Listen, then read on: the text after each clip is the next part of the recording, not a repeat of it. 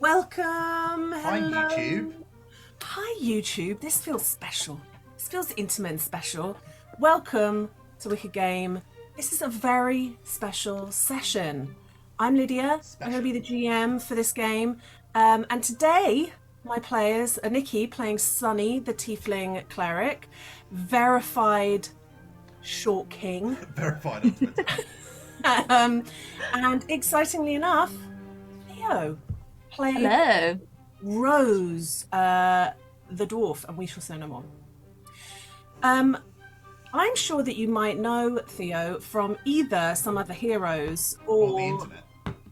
Just the internet and their comic and other art, and we're just so extremely honoured and excited to have you, the very first person to guest in our homebrew world. The pressure is unreal. No pressure, but if it's not perfect, we'll never have another guest on. First main channel guest on stream, and literally the first, long campaign player in the world, even off stream. Yeah. So it's really a big deal. Yeah. No. I feel like I should have prepared more. You can't mess it up. It's gonna be great. If you're new here, don't worry at all. This is as I've said, Why did you start here? No, you can. But that's the thing, you kind of can, because you don't need to be up to date on any of the other campaigns. There might be slight spoilers for Divisia Sensus, but I can't imagine there'll be anything terrible. I mean, we'll only know at the end, and then we'll have to put it in the description, so take a look there if you don't want to be spoiled for anything. But that is not a disclaimer Lydia normally gives, so... Yeah, exactly. So let me kind of get you caught up to anything that you might sort of need to know going in, but there isn't tons. We have Sunny Birchwater. It honestly sounds strange saying your name, not going Birchwater. Birchwater, Sunny Birchwater. Son of the successful casino owner and betting king, Bort Birchwater. Short for Portnoy. Portnoy. Sunny has flown the nest and gone to school at prestigious Divisia Sensus, where he has made friends, he has also made enemies, and he's made plans, and most importantly, he's discovered where his magical powers came from, because, he stumbled upon this medallion in his parents' establishment, the Lemon and Rhyme, and it connected him with the patron saint Kimber. Kimber, who brings solace to those who might feel some kind of dysphoria with their physical being. And Sunny actually feels pretty good in his body, but he's down with the vibes of, be your authentic self. That's the best way to be. And so he has agreed to be her champion. So, Sunny has had a long day. Sunny's had a long day. It's one of the few days off that he gets in the school. And we won't go into it because that's the campaign. But a lot happened. And he was getting ready for bed. He was brushing his teeth at around 3 a.m. when Saint Kimber appeared to him. And panicked, she asked him to drop everything and help someone very dear to her named Rose, who she has spoken to him of before. Sunny quickly left, leaving a scrawled note to his friends saying that he would be back soon, with a little sun smiley face. And that is where we left Sunny. So Sunny, you have been running through those corridors with your backpack and the words still ringing in your ears of, she's nearly given up hope. Her instruction was to find teleportation means to Epholemos, to your home region.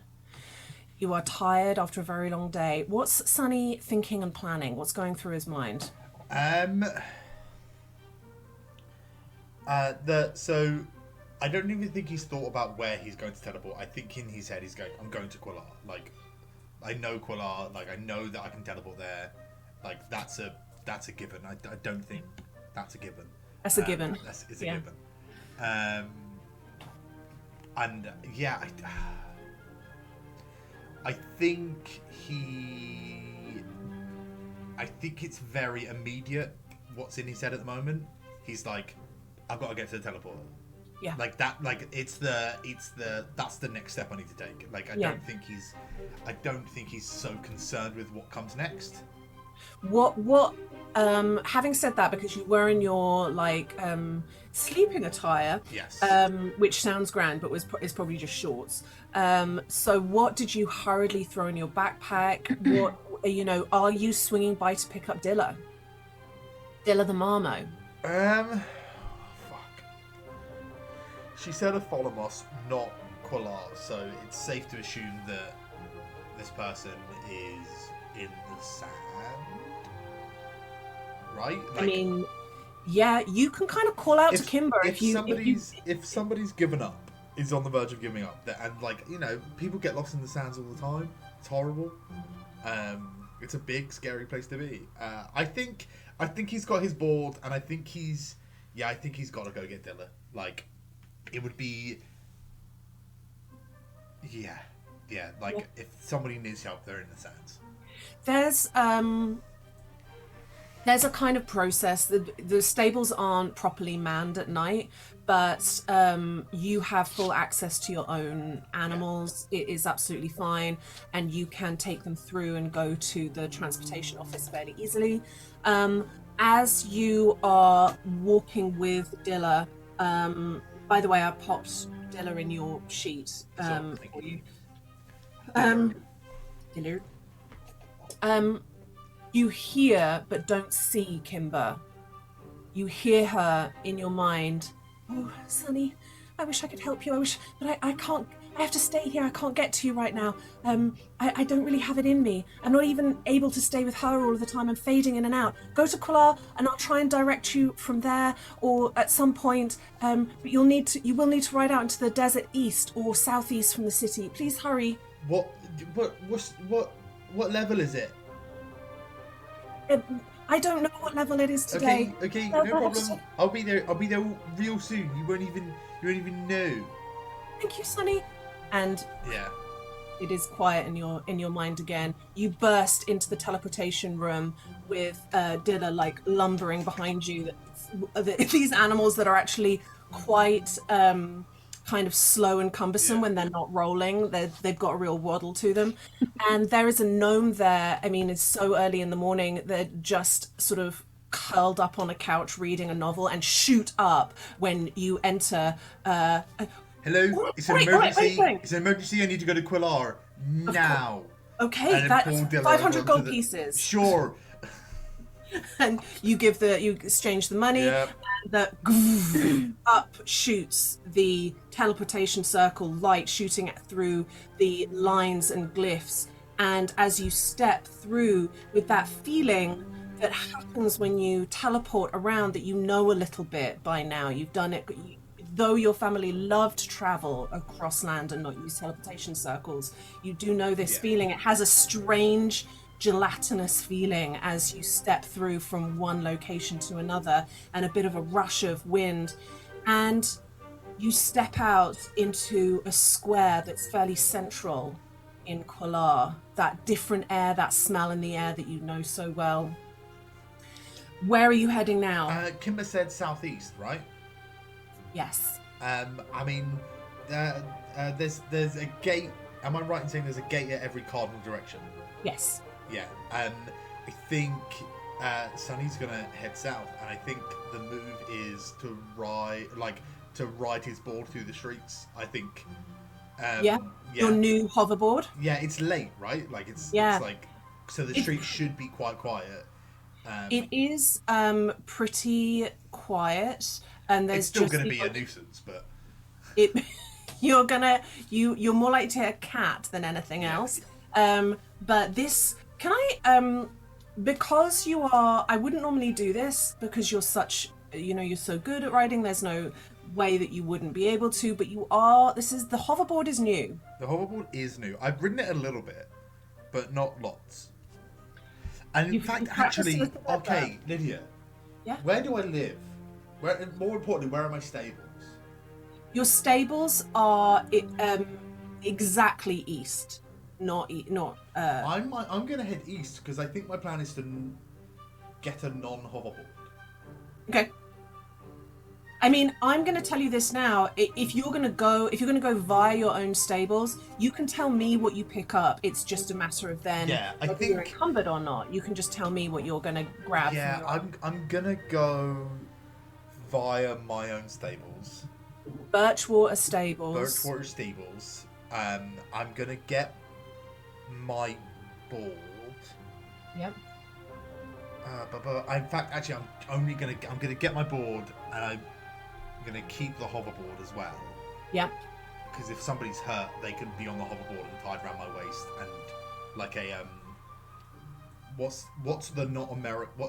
I'm gonna say gurney, even though that's the really Americanized phrase. What am I looking? What the hospitals do? What hospitals do? You know, when a gurney. I think it is. I think we call it. Yeah, I think it is. No, we don't. I've just remembered, like a stretcher. Oh, that doesn't have wheels, I don't think, a stretcher, but then I guess neither does a hoverboard. Yeah, Lydia. Everyone knows that all stretchers hover. Yeah, so I'm gonna grab that and like a not a go bag, like a he's a prepper, but like a bag of like, you know, it's got like water and like the sort of thing that you would take on a. I'm going to say this.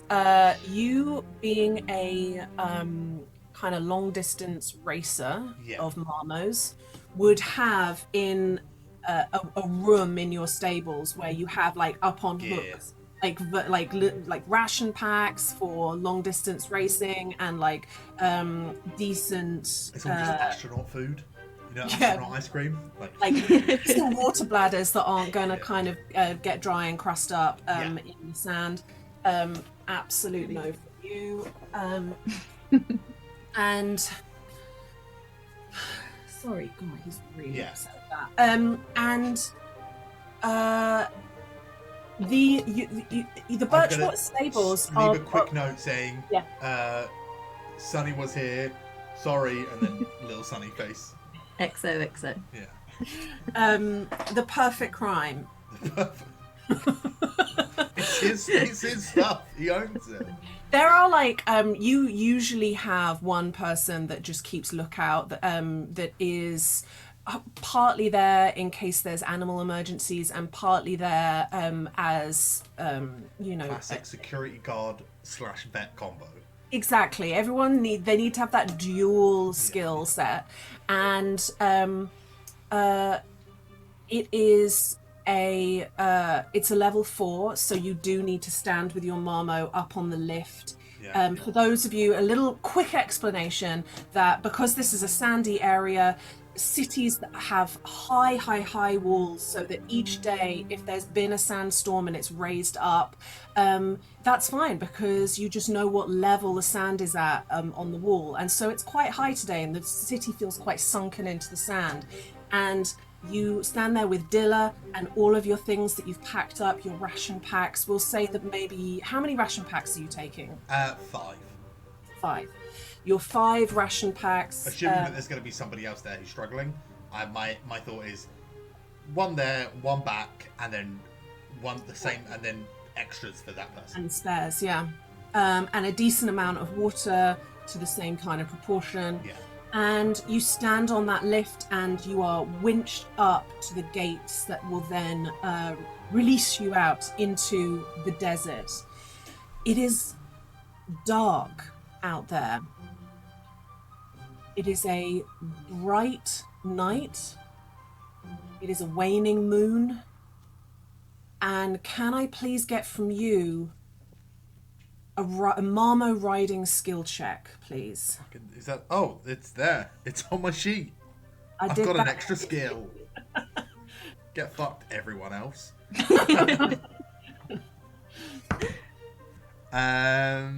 Okay, a dirty 20. I rolled badly. Dirty 20 is pretty That's good a though. 9 on the dice. Wow. All right. And then, can you please give me a survival?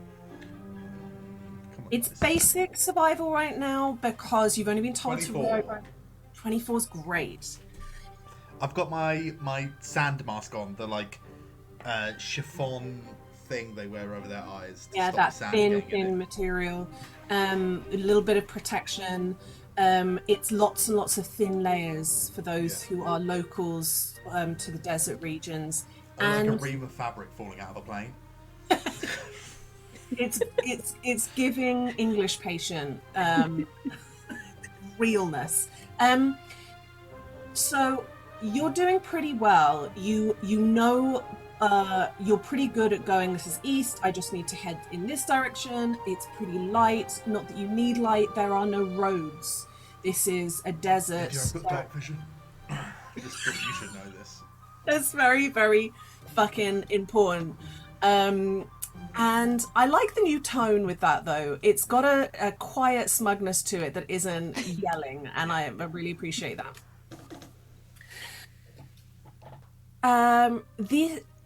You can see nothing but dunes for miles now that you have Qualar behind you.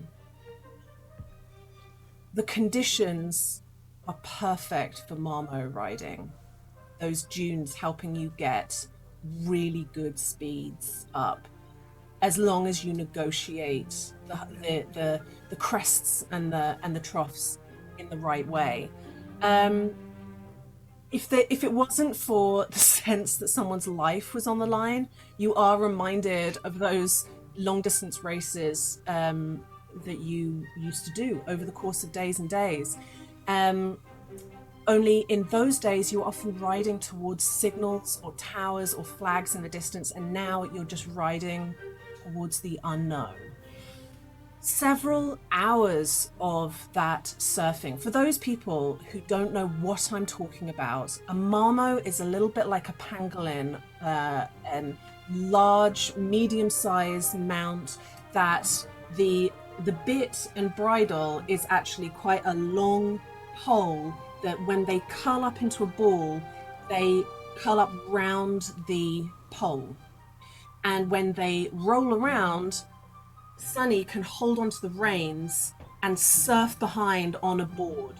So the momentum brilliantly has nothing to do with the strength of the animal, but the kind of using the dunes to kind of surf around. And Sunny is particularly good at it. It is something that he kind of dedicated his early life to. Gotta go fast. Gotta go fast. Several hours of this, and you begin to see the sun cresting the horizon. So you are now riding into the sunrise. I've also got day vision, just... I don't know if I need you to specify. It's I important can to also know. see in light. It's super important to I know. have both dark and light vision. I don't... Sunny, you're going to take a point of exhaustion because you have not slept. Yeah.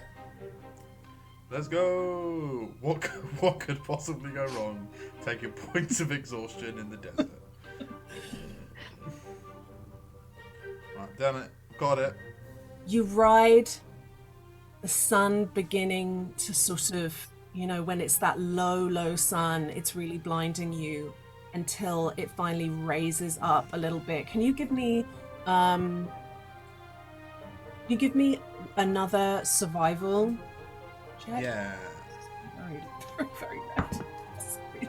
I got 24 again. Oh. 19 on the dice. It's twice. like your dice are being passive aggressive to me. I said 24. Like, I really meant it when I said I had 24. Great. It is sand as far as the eye can see.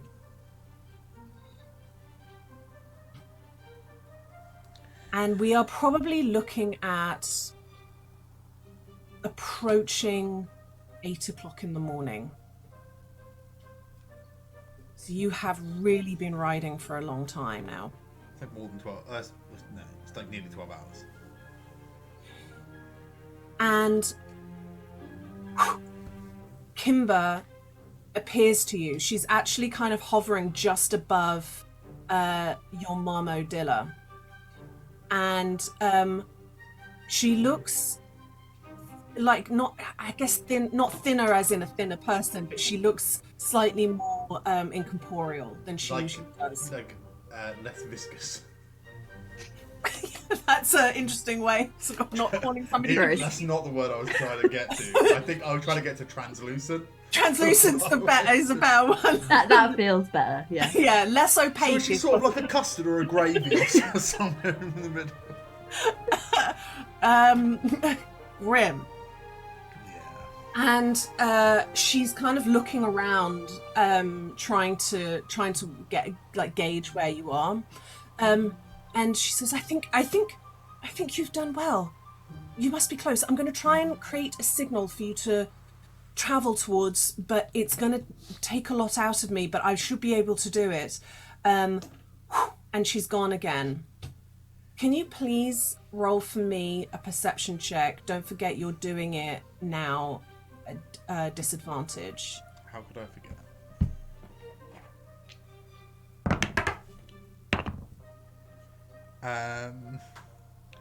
Nearly lost one of those. It's an 11 and a 12 on the dice, so not horrendous. What is my perception? It's +5, so 16.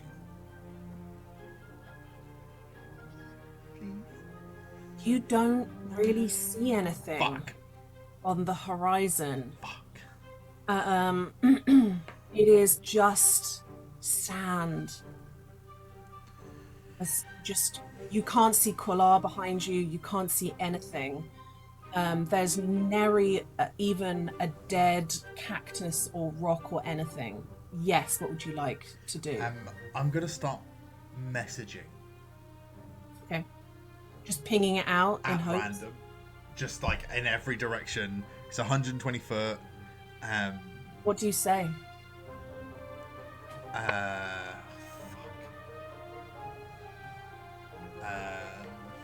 What do I say? It's not a word limit, but I imagine it's like a time, 1 round limit.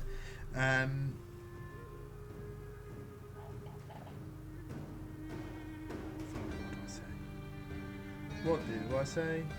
Message has been updated. It no longer works through magical silence. Interesting.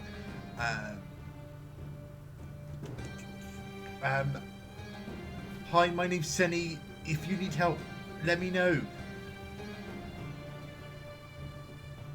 Over and over and Yeah. over and over again, mouthing it in hopes that it. I mean, goodness knows, you could find all sorts of things out here that might reply to you. This might be loud. The music might be too loud. It's okay. Okay. Can you please give me a survival check at disadvantage? Go on, another 24. Nope, that's a 16. It's not terrible. Not terrible. Just Hours. don't find them, and that's the end of this special. Well, episode. I tell you what, it's gonna not feel incredible. Hours go by. Thanks for joining us. Thanks for being the first and last guest. You don't get to say a single get to do word as anything. your character. You are first deaf.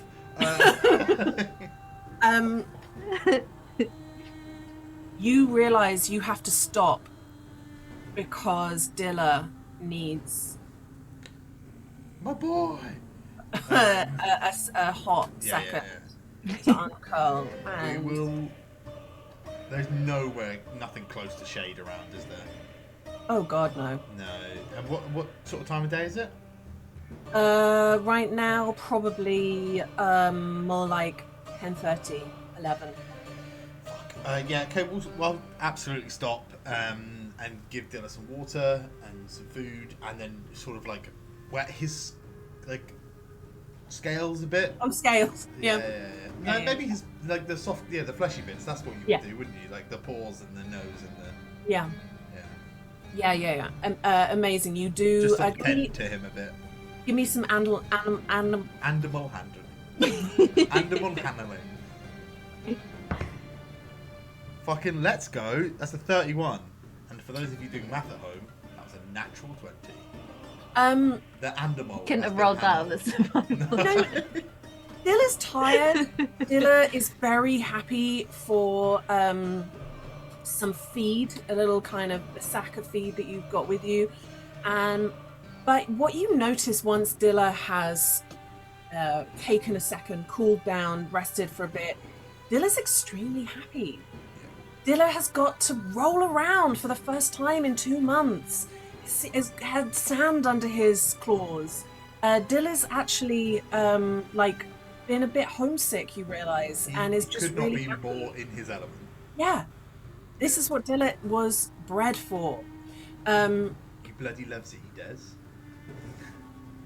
But as much as you would like to really take your time to reconnect with your animal properly and sit there and have a nice lunch, I'd like to have another ride check, please. Let's Marmot riding check. You can do. I'm gonna be fair because we are talking about over the course of hours. You can do. There are ride checks, perception checks, survival checks. You can do one of each if you wish. Okay, ride check. 24. Amazing. Survival check next, yeah? Okay. I rolled a 19 again on survival, which is a 24. I get you. Just, I hear the 24. I hear it. I've internalized. Perception is a 15. Okay. That you still can't see this beacon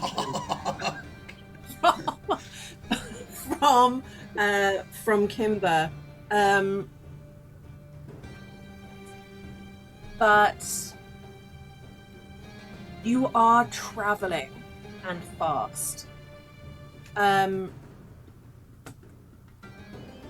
It is now heading into the afternoon. It is hot, extremely hot.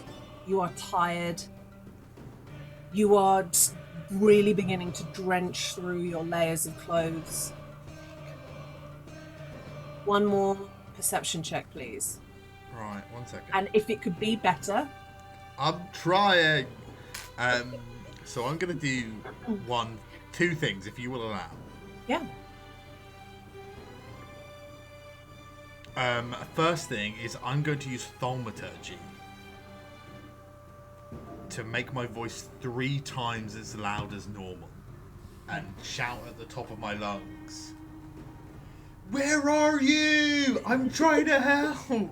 And then I'm going to cast guidance on myself as well. Okay. Where are you? And I'm so sorry.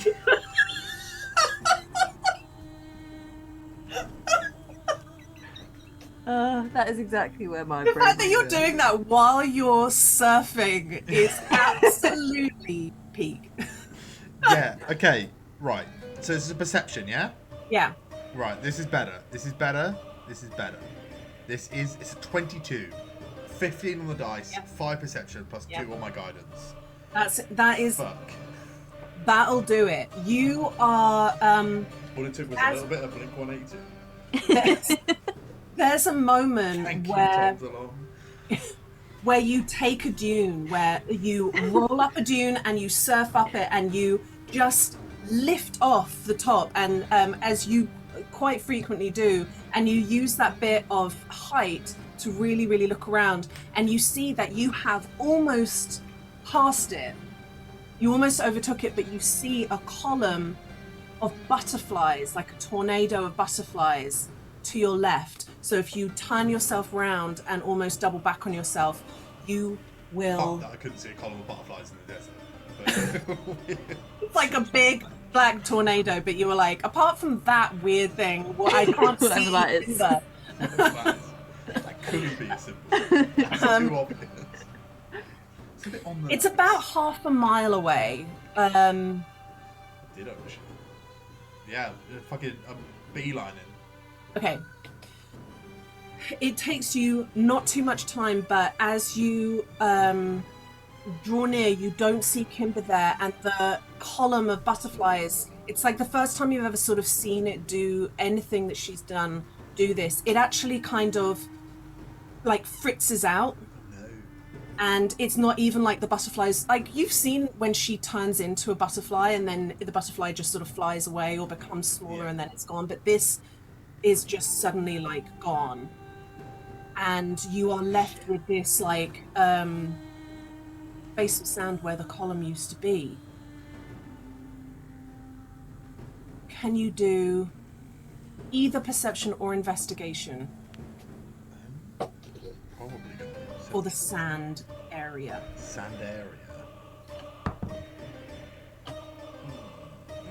17. Okay. You stand there for a second. Is that perception or investigation? Perception, sorry. Okay. You stand there, you step off the board for a second, you're looking around, you're thinking, why have I been brought here? There's nothing here. And then just one patch of the sand looks different, and as you approach it, you see something orange. And it is a clump of hair sticking out of the sand. Can I use thaumaturgy to use the same harmless sensory effect that would open a window to blow sand off of? You can. If that is allowed. Hello? It's not quite gust, but it does Yeah. gently lift sand off, and you see a little bit of face with hair like laying on the sand, and you see that there is a body that is buried in sand. Oh, can I run up to the body and just be like, hello, are you okay? Hello? Theo, I would like you to describe what Rose looks like, but I'd also like you, in true Brennelly Mulligan fashion, I'd like you to bear in mind that your esophagus, nose, mouth, eyes, and ears are filled with sand, and you are unconscious, and you were bested in battle. Please describe what Rose looks like. So, she is a dwarven woman, on the tall side for a dwarf. From what you can see, she's pretty strong, stout looking, like body type. She has like orangey, fiery red hair, most of it covered in sand. Shaved at the sides, but sort of braided, so it's like a mohawk kind of thing, like a Viking vibes.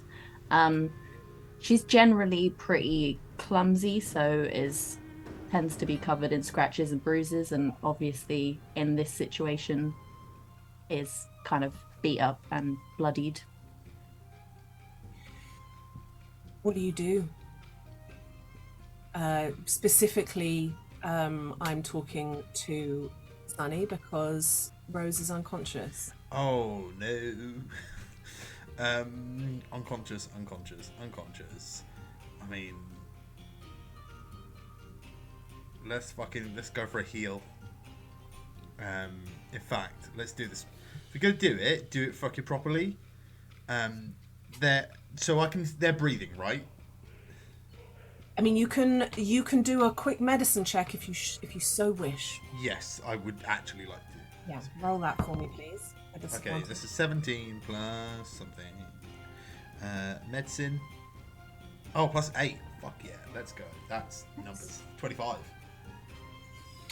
There is definitely a rise and fall in the chest. There are considerable wounds. Don't you tell me twice. That's going to be a 3rd level cure wounds from me. I'm rolling in D&D Beyond 30s. 21 healing points. Nice. That is my last 3rd level spell. Sorry, you literally just said it. 21. Yes. Or an 8, a 7, and a 1 on the dice. You are brought round to consciousness. Rose, and immediately you feel the pressure of the sand of your remaining like body that's underneath the sand, and you are coughing up from your kind of time lying in the sand and slowly being covered over.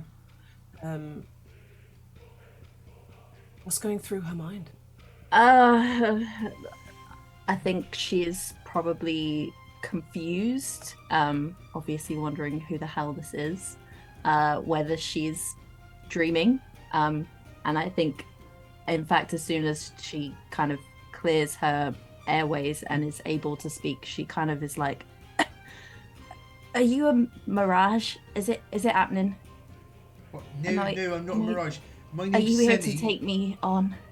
But take you back? Not on. Not nowhere. I'm not. My name's Senny, and I think I was sent here to save you. But is this real? Can I touch you?" I mean, yeah, sure.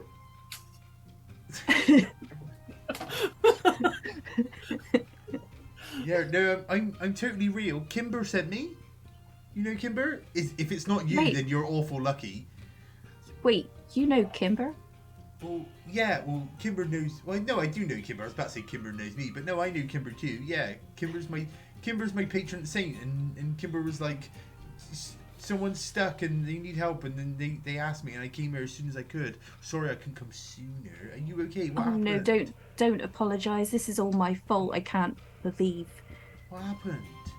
Well, I'm sorry that you had to come out all this way. There's no bother. No, it isn't.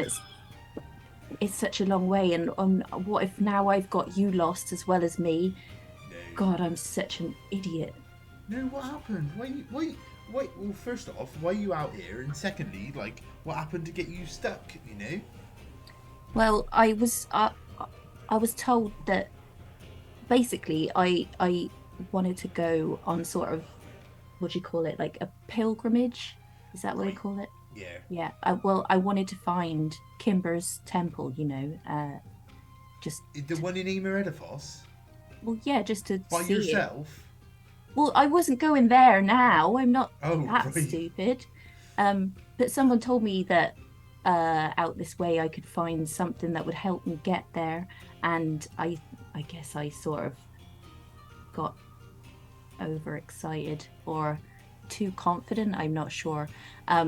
But basically, I made a big mistake, and I came out here without anything really. Did you walk out onto the dunes? Oh no! I came with Daisy. Have you seen her? Who's Daisy? You know Daisy? My Marmo. Daisy's Have you my seen her? Marmo. What you on about? What? My Marmo's. You've got a Marmo called Yeah, Daisy. I just saw her a little bit ago, so you didn't come out. Yeah, this is Diller, and Daisy's Diller's mum. Well, where is she? She's back at my stables where she lives. No, I rode her out here. You did not. I did. You didn't. I fucking did. She's back at the stables. I just saw her.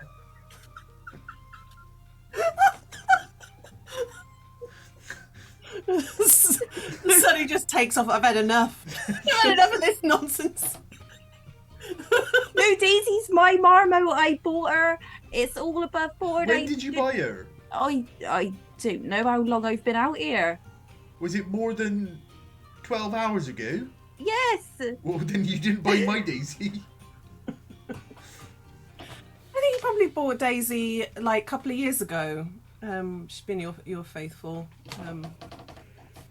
Well, I mean, maybe she wasn't always called Daisy, but she spoke to me, and So I you- felt so- like, So you just got a Marmo called Daisy?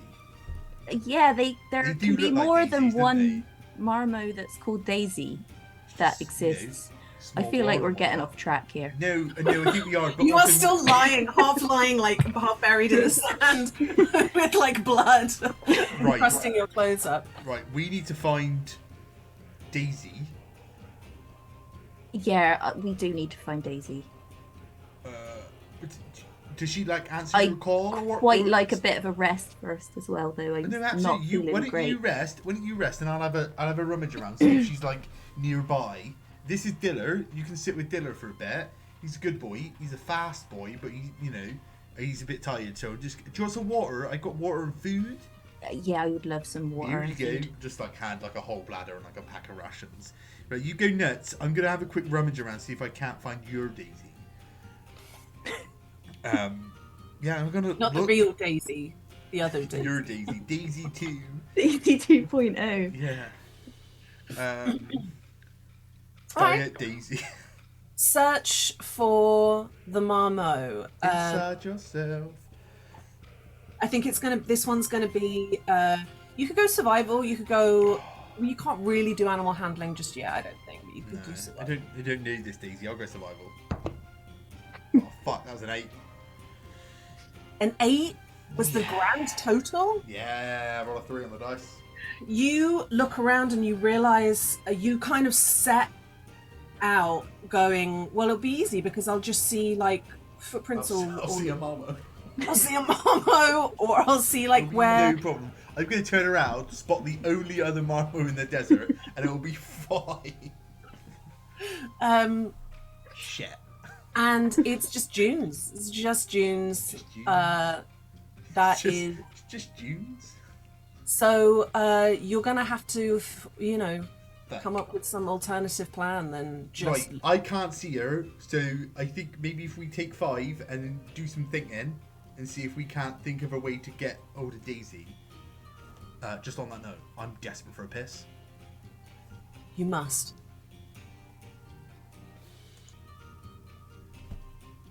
Right. You are sat on the edge of a dune, mostly feeling much better, but still pretty grim. You are extremely tired, your muscles hurt terribly, whilst that healing gave you, sealed up some of those wounds. It has not helped with the deep bone ache of being lost in the desert, of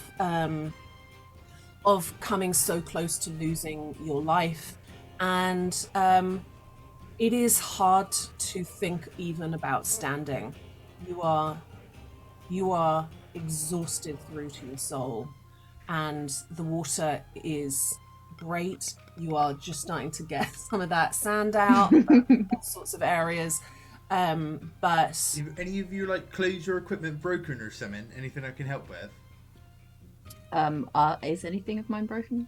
I mean, you've been sort of like rifling through the sand to like pull out your weapons, your shield, bits and pieces. Nothing like that is broken, but you know that there were bits and pieces in your backpack that you have lost. You had already run out of rations and water.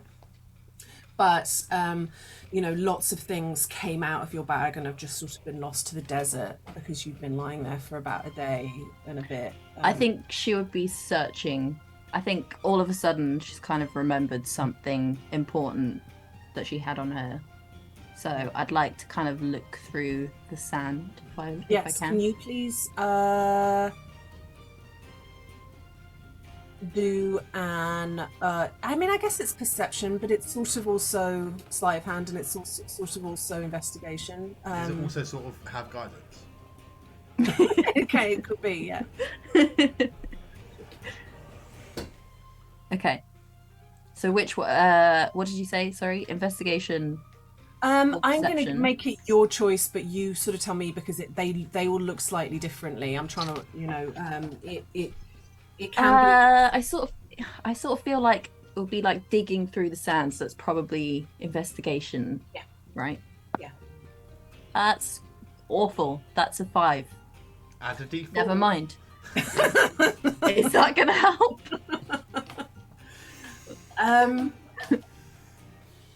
Digging, and all that digging gets you is the slight panic that comes with nothing but sand through your fingers. Have you lost something? Well, I don't know. I might have. I can't find it on me anywhere. It's quite important. I'm really sorry Do you to mind me trouble asking you. what it is? Well, it's a little embarrassing actually. It's have you ever seen a snow globe? You know those things, those like glass things, and they have things Wait, inside, and you you know, like arguably, shake them. you might actually know them as sand globes. Yeah, like, oh, it's just like a sand globe, but like, Yeah, but they can have like all sorts of things inside. Like some don't have I sand suppose we should inside. really Mine just mine call doesn't them have like sand stuff inside. globes, and Oh then like, yeah, yeah, I yeah, suppose. yeah. Well, just like, is it magic or anything? Um, I guess you could say that. It's Well, just just really important if to it's me. magic, I could maybe help you find it. Is all I'm saying. Rose, can you tell me what your passive perception is, please? 12. Never mind. Love that. Um, is it technically magical, Lydia? Ooh, Yeah. Lydia loves it technically, so you've done right there. Yeah. It is. Mm. What? I believe it is technically magical, sir. Right. Okay then. So I'm gonna hold on to my my amulet and try and cast detect magic as a ritual, and sort of walk around the area. Okay. Like a metal detector. Yeah. Yeah. What you we're rolling a lot of perception checks, I know, but this is what it's all about right now. But give me that. Don't forget you are at disadvantage. 13. Okay. Does detect magic help at all? It does. It does. Absolutely, it does. But here's the thing.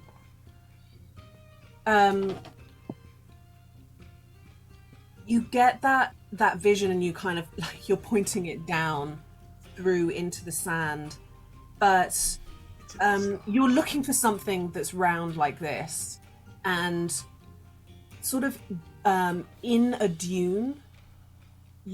What you see is not a round thing, but sort of it's a very very faint glow, and it is just pieces.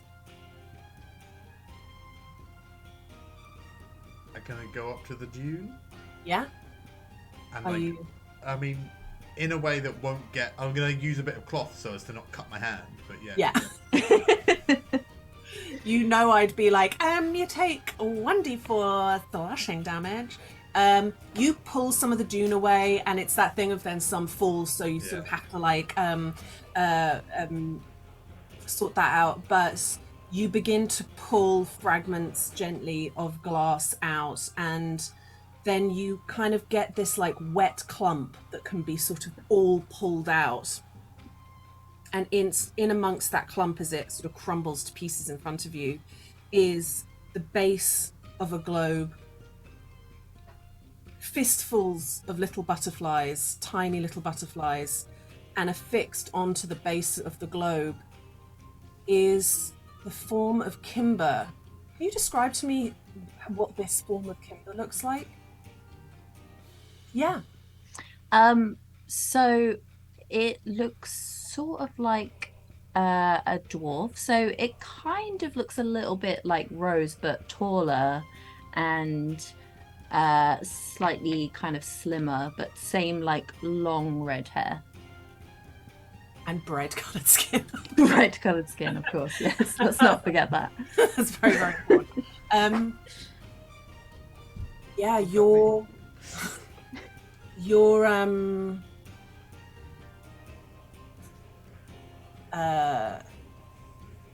what is it? It's your I've forgotten the word for it now. Arcane focus. There we go. Your arcane focus that you so lovingly made has broken. Shit. Have you found it? I'm. Yeah, in parts, it's broken. I'm so sorry. Of course I- it is. I can help fix beds, but like, I don't think that's gonna, like, do what it needs to do to fix it properly. That's fine. It's fine. It's not your fault. It's my stupid fault. No, It's probably what I deserve is for it to be broken. No, right. I think now we're just being silly. I failed her. That's why it's broken, because I failed. What do you, no, what? What? You failed going to Aim Edifice by yourself? That's crazy. No one would ask that of Well, you. why else would it be broken? Because you fell or Yeah, something. What happened? I let her down. That's what's happened here. Right, Rose, look at me. Do you think Kimber would send for me to come and find you if you had let them down to the point of like abandonment? Well, no, I suppose not. No, you didn't hear how worried she was in her voice. She was so worried when you was hurt. She really cares about you, Rose. I just feel bad. I've just messed everything up, and I'm supposed to be the one that provides the light for other people, and I'm look at me. I'm sat here in the middle of the desert. Everything's gone to shit. My fucking sand globe is broken. You pick up the base. It's a little bit like a kind of trophy now, with just bits of broken like glass at the bottom, and you can pick up the little like you get a small handful of the butterflies that have got like sand in them, but you got the pieces. Well, we could because we could probably fix this, or even there are like there's this place called like Arroway Haven, and they use such sick glass there. Maybe like we can get like another one, like a different one. Orbs. An orb. God.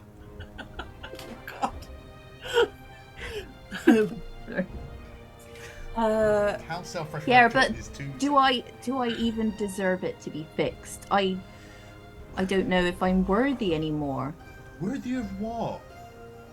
Of it being fixed, of being, representing Kimber. I've let her down. I've let myself down. Why have you let... Are you being you? Are you being your like authentic self? Maybe not. I mean, why? Like, what would you do differently if you could? Like what part of Rose doesn't exist in the world yet? Well, it's just. Sorry. Sorry to interrupt, but you're standing there, and I feel like Sonny has like turned himself to stand right in front of you, like looking up, like giving you a bit of a telling off. And, looking down, you see that because he had his hand over his chest as he was casting Detect Magic, and now that his hands are down, you see your old medallion round his neck, the medallion that you wore every day and then left behind in a moment of evolution, self-evolution, and there it is, right back in front of you. I think at this point she just kind of stops mid-sentence, and I don't think she would usually like grab someone without their consent, but I think she's just so shocked to see it that she just kind of grabs it, not like aggressively, but just like out of like urgency. Wait, where did you find this? I was just sort of like on the floor. I think it was in the tavern my parents own. I just thought it was kind of cool, because like I don't really do like gold or silver in them, so it's sort of like a fun, earthy tone kind of thing. Wait, who's your parents? My mum. Well, my mum is Viv, and she's mostly at the tavern, and my dad is Bor. No way. Yeah, Viv. That's my Viv's mum. your mum? Yeah, my mum. Oh, she's beautiful. No, she's something else, like she's like everyone's all like, meet your mum, and I'm like, yeah, but like she's actually a fully fledged person too. Like she's like incredible. I'm not saying you're doing that. I'm just like it's everyone's so like incredulous every time they see her that like she's a beautiful woman, both in heart, mind, and soul. Yeah, and it just like radiates from her. She's all about vibes. I used to go. I mean, this is kind of sad actually, but I used to go watch her almost every night. Not like pervy or nothing. Like, No, it's not pervy. It's art, innit? and like, she's just so comfortable in her own body, you know. And for a long time, I really wasn't comfortable in mine. So, you know, she was there for me, and she helped me to see what it could look like to be like at peace with yourself and your body. I mean, yeah, But- I suppose I've never really known not that, you know, because she like raised me and stuff, and like don't really sort of think about like what it's like on the other side. Did you meet my mum, or did you just sort of like were you just sort of like watching? Not again, not like a pervert, because she's an artist and just what she does. She's a performer. Oh no, I never spoke to her. I never. You should. Really... She's, you know, like she's so good at like, you know, seeing people for who they are. Like she's really good at that. Well, anyway, the thing you got round your neck, this medallion, that's mine. It's yours? I left it. Yeah. Oh, do you want it? Like No. I didn't forget it. I right. left it on purpose, you know, because the tavern, it was such a special place for me, and it was somewhere. Yeah, Lemon and Rhyme. It was such a special place for me, and it helped me to realize who I was and how I could live comfortably and confidently, and I thought maybe someone else would find comfort in Kimber, so I left it there thinking that someone else might find it, and they did. I found it, and she's given me these like pretty cool powers, and like so far I've been able to help people with it, so that's like it's pretty tight. I mean, like I don't know, it's supposed to like it's quite hard because like, you know, maybe I'm not like, you always think of like someone being like the champion of a cause being sort of like somebody who's like benefited from that cause, but maybe if what they're just sort of like, you know, somebody who's embodied that cause or something. But like, just also side note, after saying all that, you still think that like you've upset Kimber or something, because it really sounds like you're living this evolved version of yourself, you know? Well, yeah, that I mean, yeah, that's true. It's just when I became a paladin, I took an oath, and part of that oath is that I'm not supposed to let my light die. I'm not supposed to lose hope. Well, it sounds like you were nearly there, you know? It sounds like you were Exactly, losing hope. and I'm not supposed to. Then don't. Don't be sad. What I'm saying is, like, there's you've taken on this, like, you know, you set yourself up for failure, you know? You took on this impossible task. You know, I don't know, what was it? You were trying to challenge yourself to the point of, like, was this, like, some kind of internalized feeling of, like, you need to be tested? Like, what motivated you to take on something like that? Well, yeah, Oh, shit, I've volunteered to take on something like that. Not even something like that, the exact same thing. yeah. Sorry about that.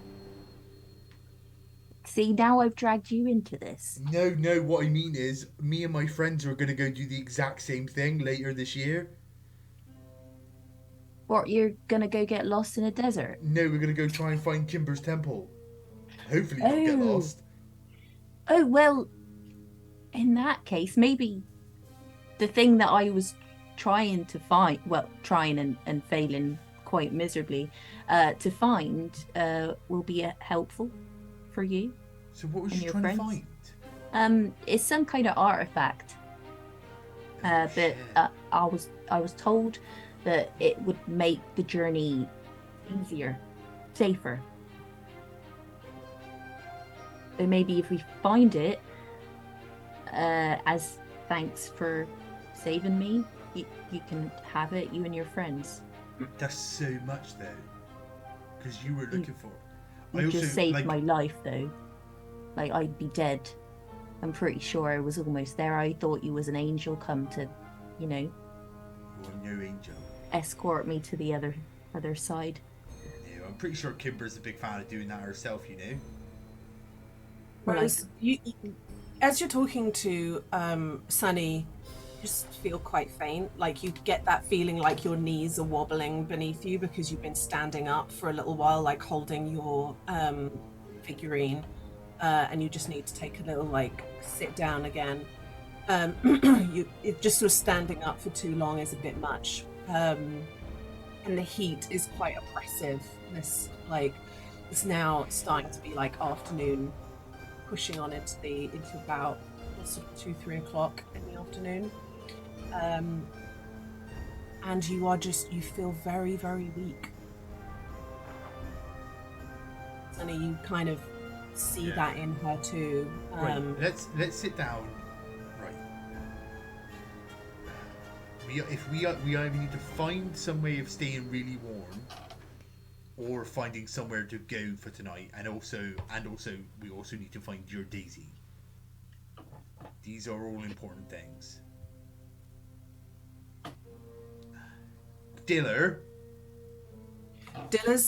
in the hole that you made, just digging. Yeah. Diller. Marmots keep digging. Diller, I'm gonna grab Diller's face. There's another marmot around here. You gotta find him so you can play. I mean, roll persuasion and animal handling. This is not like Jax. You don't have a Ranger Beast bond. This is just an animal with a 2 in intelligence. Okay. And no 17 persuasion. Okay. And 27 animal handling. I have a plus 11. Like. What?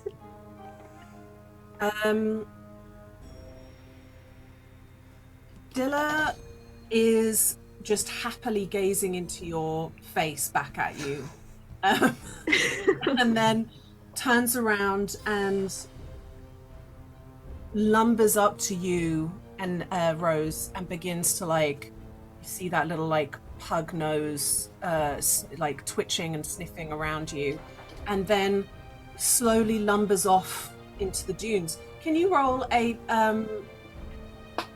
survival check for Dilla? Dilla could be lost forever now. Okay, one second. Can it not be perception because they have keen smell? Yeah. Yep. Absolutely. Fucking hell. So I roll... I've never heard that from you after a roll. That is very disconcerting. It's good. Okay, but I rolled a natural 1 and a natural 20. Okay. And my heart sunk for a second because I was like, oh no, I'm exhausted. And then I remembered it's not me, it's Dilla doing it. Yeah, Dilla's less tired because Dilla's just been doing a roly-poly for a few hours. He loves it. Alright, so what was the grand total? 20. These is a plus 0. Yeah. I you don't know two why I sit asked down. You see Dilla snuffle off and is soon kind of disappears behind the back of a dune, and you sit, you kind of pull up some of your hooded bit, and it's like a scarf, so you can kind of extend that over Rose to get just a tiny bit of shade. And I mean, if you want it, you can have a short rest, but I don't think it's going to give you the things that you want. I don't think a short rest helps me. It would help Rose because they could roll hit die. But after an hour, you see Dilla come back around and stops in view and starts doing this on the spot. And tumbles into a ball and rolls around a bit and then flips back out again and starts walking on the spot again. Rose, can you walk? If not, I've got a board you can sit on. I'll pull you. I think I can walk. Maybe not too far though. And it's just over to Dillo. For now, anyway. I don't know if we've got to go further, but he looks like he's found something. You get up and painstakingly, I mean, Sunny, you can kind of walk ahead a little bit, but painstakingly walk a little bit through the sand. It's that thing, like sand is the worst thing to walk on when you're tired because it just absorbs so much of your energy. But you walk, Sunny, you certainly walk for a fair old while, and you if Rose struggles, I offered them to like sit on the hoverboard and I will like pull them basically. Okay. You say the command word that lifts the board off the ground. And can you please just roll an acrobatics check, Rose, for getting on it? And of course, that's at disadvantage. Oh, I rolled a natural 20, but I also rolled a 14. That's pretty good, though. Sorry, so that's 15 too. Okay. Yeah, it's like the first time in your life that you get into a hammock. Like there's always the threat that you'll just go out the other side again. This board is a bit like it's got really unusual magic in it that is sort of a blend of like the levitate spell, but also has the feel of two polarized magnets that don't want to be together, the board and the floor. So it's got a really unpredictable feel to it. But you're on it, like Rose in the Titanic at the end, like holding on, and you can be you could really be vroomed along because it's speedy, but I think Sunny's also still in flip-flops, so sandals, so it's I don't know how speedy that is, but fucking Paris Savannah's out to be the fucking champion of Kimber. Yes, so that means that you can move much, much quicker, and you round a few dunes, and you see a marmo just sat, face like nose in the dirt, looking down, eyes shut. Not moving. Sunny's gonna run with pulling to Rose still. Can you roll a medicine check? Obviously, disadvantage. Fuck. Me saying disadvantage is like yelling dark vision. Yeah. 12.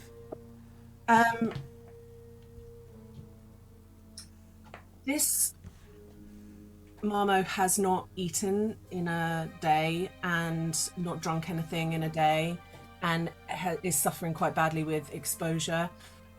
Is basically fading fast, but the kind of care that you've already given Rose would do the power of good.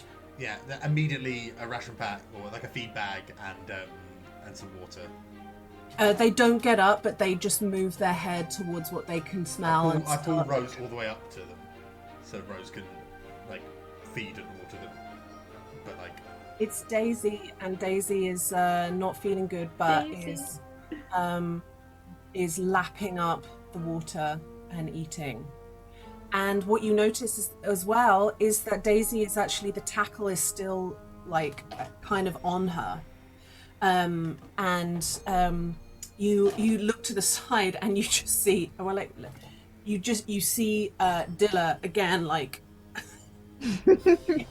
digging in the ground, and Dilla discovers the board, your old board, which is not looking in good shape, but is there. Not good in what way? I have mending if I can help. Yeah, mending would do it. It's not fully cracked in half, but it would, it probably wouldn't do the full journey back. It's just taken a really good battering. So, got your Marmo. With tackle, with board. Incredible. You've now got some decisions to make. Sunny, this is Daisy. Daisy, this is Sunny. Hey Daisy, you do look like a Daisy, to be fair. See?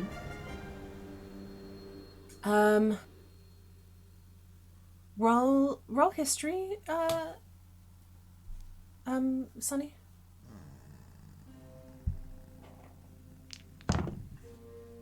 5.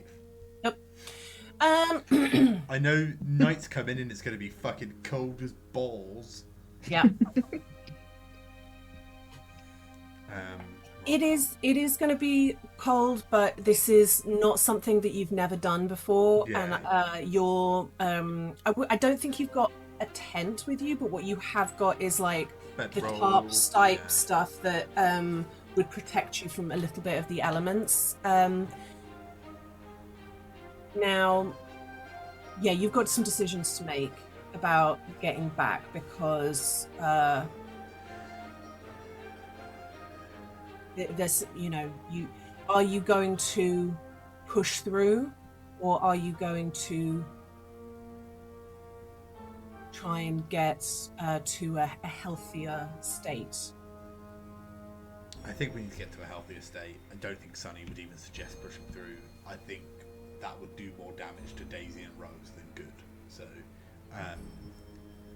yeah. So what measures are you both going to take to be able to take an 8-hour rest? So, what I was thinking, right? We go to a place that's sort of like a dip in like a set of dunes, right? And we set the tarp up on sticks and we bury them in, right? We all sleep, even the marmos, under the tarp, and we basically accept that there's going to be sand landing on top of the tarp, because it's just how it goes. And then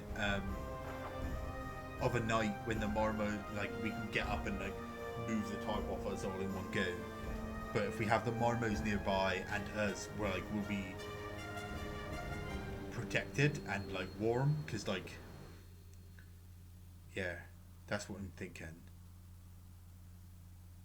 Well, I got no better ideas, so let's do it. I can set a fire, but like I don't think it's going to do as much good. And also, it makes us. It's so obvious at night when there's like a fire or something. Like, it's just not worth it. And there's dangerous things out here, Yeah. I think you'd struggle to make a fire because wood is not. You wouldn't weigh yourself down with firewood. No, I have a tinderbox though. Tinderbox would get you a spark, but no fuel. You'd need logs and wood for that. Oh yeah, that's fair. Yeah. That's fair. But yeah, I think 50 feet of rope we could burn. Yeah, 50 feet of hempen rope, and it's clearly untreated, Lydia, because that'd be insane. You get to work creating your little kind of. Get a tattoo that says 50 foot of hempen rope.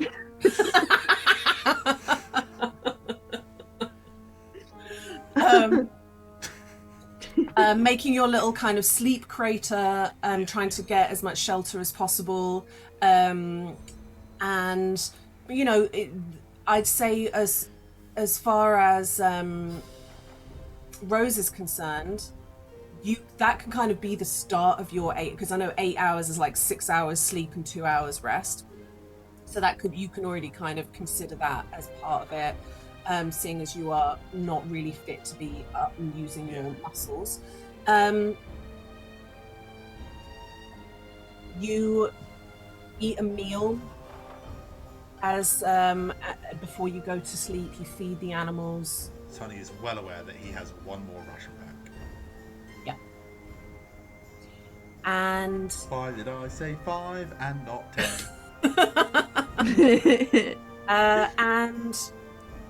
And it is still quite light when you are trying to make yourself like go to sleep, which is not difficult for either of you, because it's been a long time since you slept, Sunny. You've been up a long time. Yeah. And Rose, your body just wants to rest. So no watch. No Just watch. No watch, only sleep. Yeah. I think we have to, really, don't we? Yeah. It's sleep. So, like, what actually happened? Like, how did you crash or something, or did you get caught in a sandstorm? Well, I I was lost. I kept getting turned around. The sand, it kept changing, and I couldn't figure out what direction was what. But then I was attacked by monsters. Specifically, sandworms. Yeah, those bloody sandworms. That's a Which, good point. Sunny, Sunny, roll history. With advantage.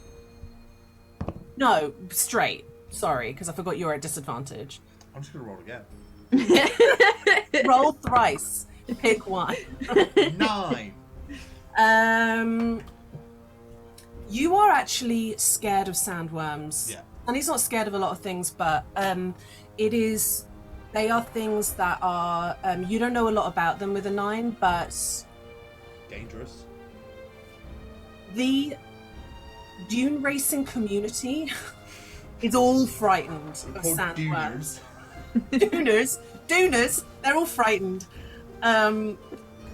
Because sandworms fight in like family pods. They can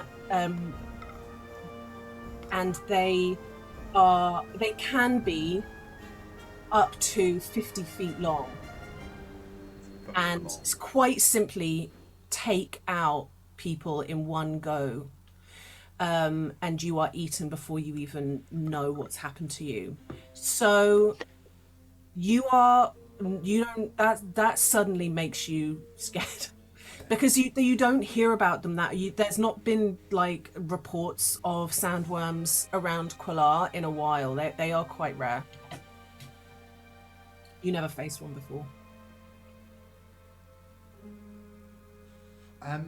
Before we go to bed, can I bury something like a knife? A knife. Yeah.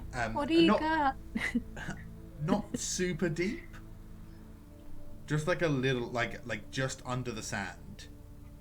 Yeah. But I want it pointing cardinal north. Okay. So that I don't get turned around when I wake up in the morning.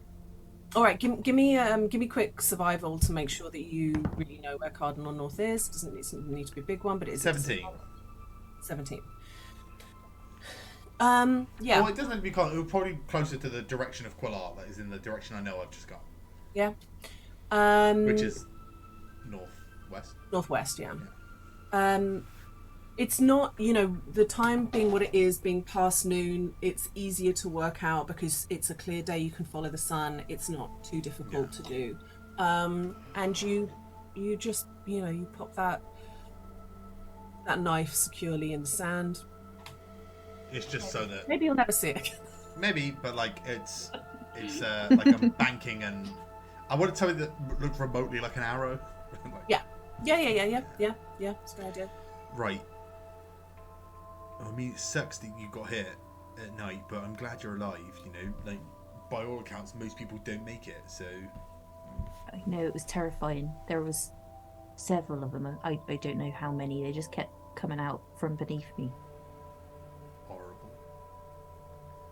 Right. Well, on that note, let's try and get some sleep. On that horrible, terrifying note. Sleep well. Yeah, let's sleep. All right. I'm gonna cast Bless on Rose for no reason other than the warm feeling. Cute. Very cute. And you no sooner than you have laid your head down on the blanket that you've laid out for yourselves, your eyes begin to feel heavy and you fall into sleep. I thought you were going to say sandworms, like, burst out from everywhere around. All right, let's... and it's almost like you have only blinked and you wake and it is morning. And crisp, it has been cold in the night. You can feel that in your body. The morning is yet to really push through and warm you up. and sand bugs have certainly got to your skin. That's, that has been a morning event for Rose for quite a while now, but for Sunny, not the best. No. Oh, you eat sandbugs. They're irritating And and they get everywhere. it takes a bit of time to pull yourself out of that uncomfortable sleep that you've just had. And the marmos have slept with you. They kind of almost created another barrier for you to stop the sand from coming in. They slept well. Daisy's looking much happier now. Much happier. The two of them are like mooching around together a little bit. What's happening to you two as you're waking up this morning? I mean, I'll check the dagger just to remind myself, even though I think I still remember. And then I'll just say, so, what is it we're looking for? Like, where is it we're going? Do I know exactly? Do I have like a map or anything? I'm going to say this. You rode out with confidence on the raw information that somewhere east of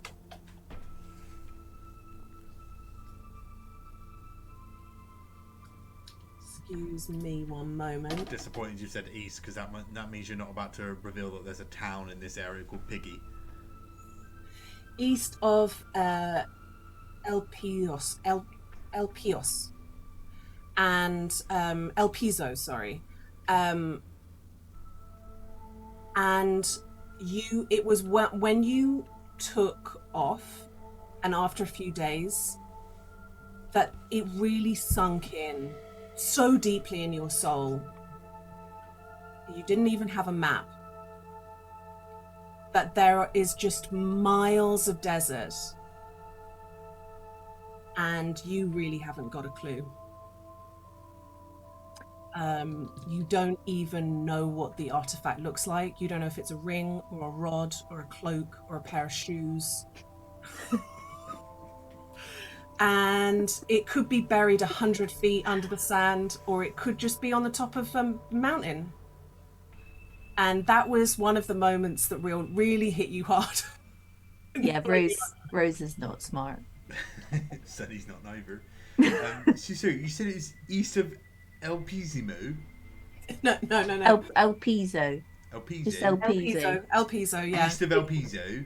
Yeah. And we're... Yeah. So we've got to continue going southeast, right? Yes. Roll, either one of you, just roll me a raw intelligence check. Probably Sunny. I'm going to say that because you've had a successful long rest, Sunny, you are no longer at disadvantage, and Rose, you are just at 2 points of exhaustion. You've got your full health back and you've got your spells back. 10 minus 1 is 9. Sunny ain't smart, but Nikki knows.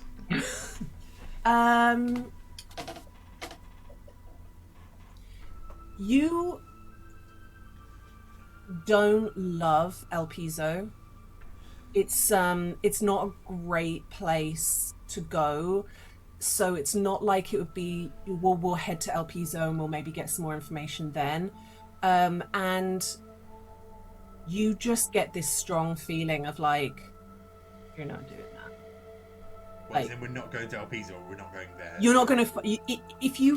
If you decided now to continue on the mission that nearly killed Rose, with still no more information than you had before, other than somewhere in the desert is an artifact that might help.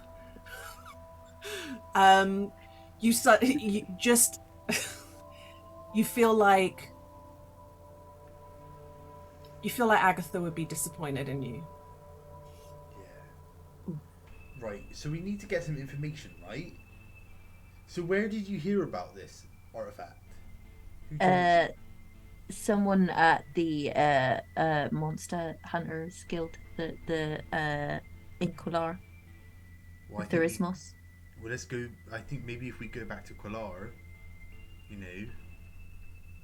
then we can get some more information and then go get it. Yeah, I think that's probably No, for the what's best. up? Why are you talking like that? Well, it's just I'm an idiot for No, coming out here with nothing, no. and it's You're an excited person that followed painfully your heart. realised. Yeah, but that almost got me killed, But didn't it it? didn't, no, did it? Because Yeah, of but the only because kindness, you're here. because of the kindness you've shown and the choice to live your authentic, true life meant that you were being looked after by someone. Sunny, Yeah. with your passive perception, there is movement out of the corner of your eye. Fuck.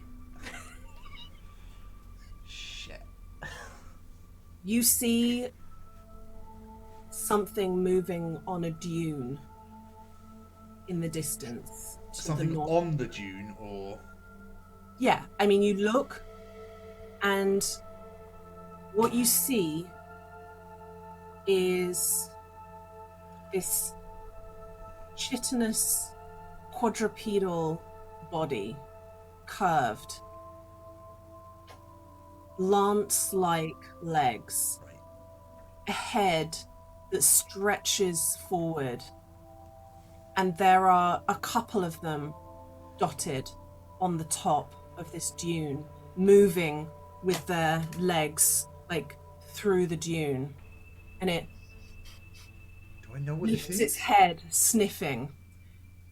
Pardon me? Do I know what this is? Roll nature. A rare nature roll. I rolled an 8 on the dice, so I don't think we're getting an answer, gang. That's an 8. You don't know the name of this thing, but you you know it's not good. I mean, And I could have told you that. Yeah. You said lance-like arms, and I was like, nah.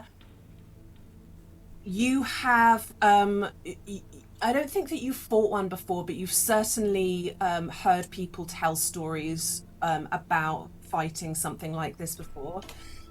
It sniffs the air, and then its head whips round to you, and it opens this enormous mouth with long, like rows and rows of long, thin teeth, and this tongue whips out as it screams, and all of the other creatures next to it whip their head round as well, and they start galloping down the dune, and kind of falling but kind of running, kind of galloping.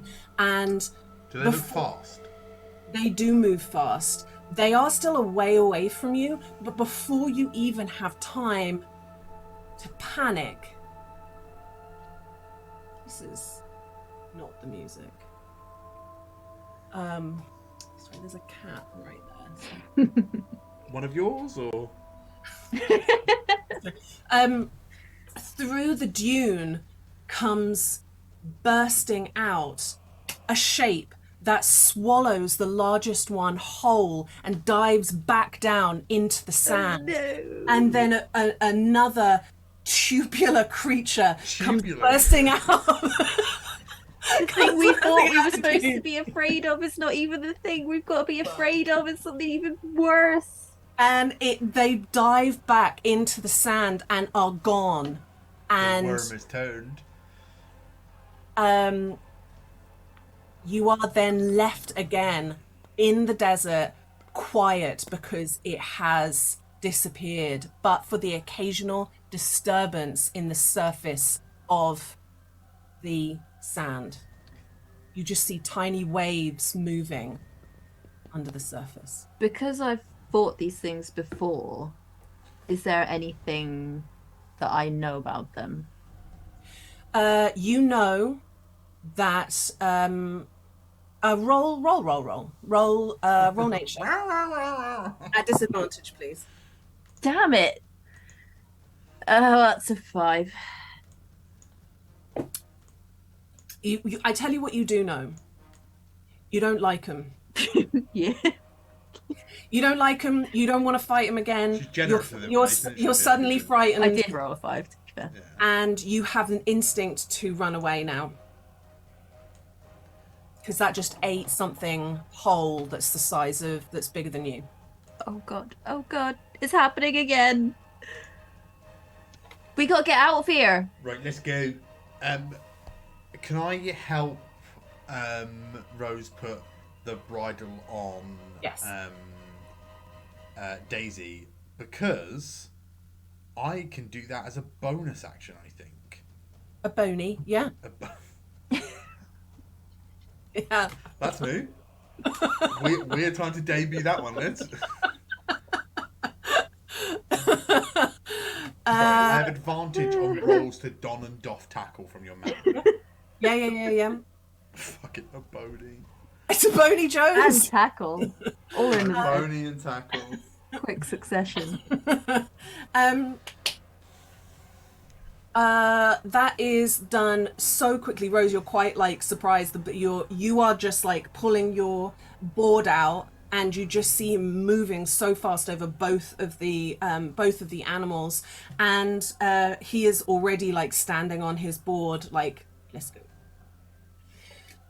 Let's have some roll checks from everybody. Let's some go. riding Marmo checks. 25. Oh, for fuck's sake. Rolled another natural 20, but I also rolled a 7, so that's a 10. Oh, okay. I tell you what the issue is here is that in order to get good momentum to go, because if a Marmo just turns into a ball, it's stationary, it can't move, and it's Daisy's struggling to like get the momentum going to start off with. But you do get there, and you are watching Sunny, you know, We're not going too gracefully. far from Rose. They're like, Yeah. I want to stay within sort of like 20, 30 feet of Rose. But what's nice about it is that it gives you a good, like, oh, you're right, if I go there, I can kind of Like a take wake. that dune and you can get some decent, like, speed up.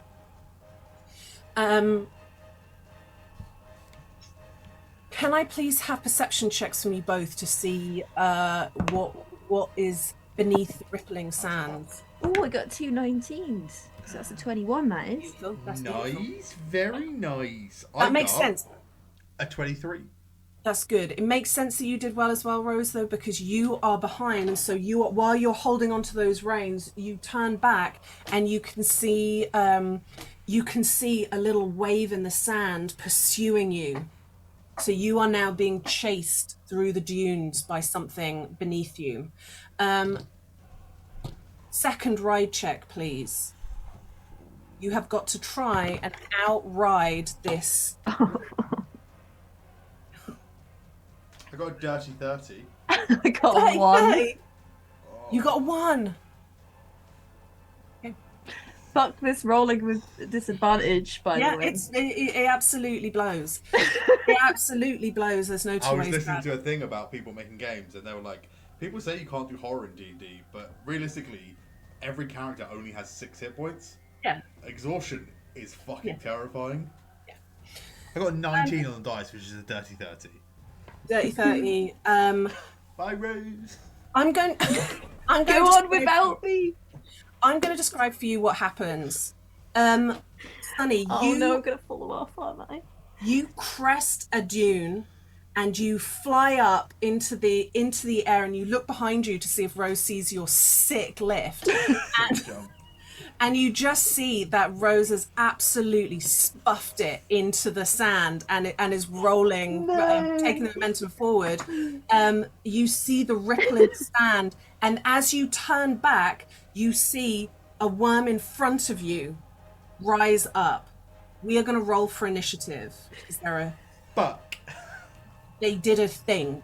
It did a thing. Kevin. Split us up. Is Right. that a disadvantage as well? Initiative. That's a good point, isn't it? I It's never not a really. check, is it? Because It- guidance it- doesn't affect initiative, so it's But- not an ability check. I'm going to say no, not on this occasion. I think you've suffered enough. Interesting. You have such It's an interesting question, though. I think it's normally people with a lot of exhaustion don't go into fights. So it doesn't Well, I've get rolled asked like a lot. shit anyway, so it doesn't matter. Which time, Theo? Which time? God. What if we roll like arse? Don't die. I've sent you the link to Owlbear Rodeo. Owlbear? Albert. Shall I put it on screen? Yes, please. I'll put Sunny.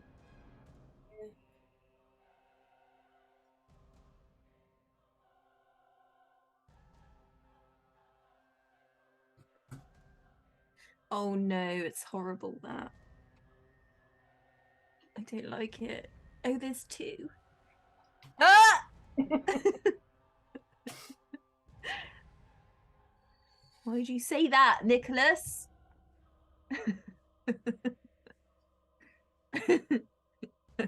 We're fucked.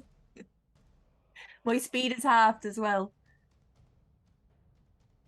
Oh yeah. Well, no, it fell off, didn't I? Oh yeah, we should have markers for the animals. Marmo markers. I'm so sorry to make it. Oh no, let's make them little dragons instead of hogs. Markers.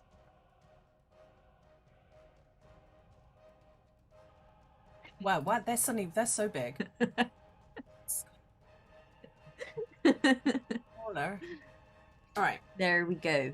Ready to rock. Okay, so Right, let me see what initiative. Shit is. What did Rose get? 6. Okay.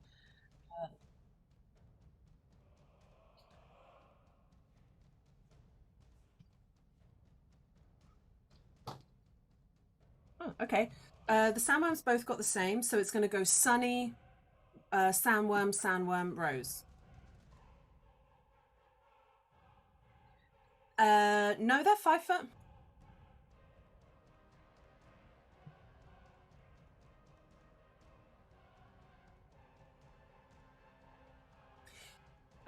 No, they don't. If you just what I know, but the Marmo has a possible speed of 160 foot if it is rolling over a dune, but it cannot do it without it being ridden by somebody. And yeah, you can ride. I mean, ride away. Sure, ride away. That's cool. Yeah. Yes, I'm going to just remind you that the top possible speed going downhill, because it's momentum, right? Momentum. We're still like ironing this out. It's a complicated animal but they are 5 foot squares.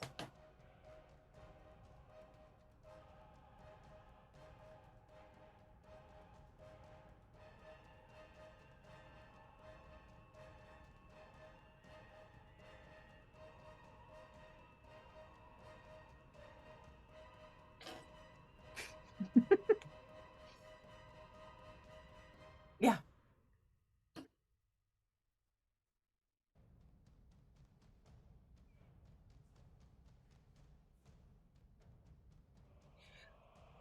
You are, if you're helping Rose up, you're off the board and no longer riding the Marmo. Happy with that? I mean, here's the thing, like, that movement is incredible, but you got to just keep riding. It's just you got to keep the pure movement if you're going to keep that extreme like speed. Yeah. Okay. So you want to get off the board, help Rose get back on the board. Yes. Yeah. You will have lost momentum, but that's absolutely fine. Nice. You are no longer prone, Rose. You are up on your turn.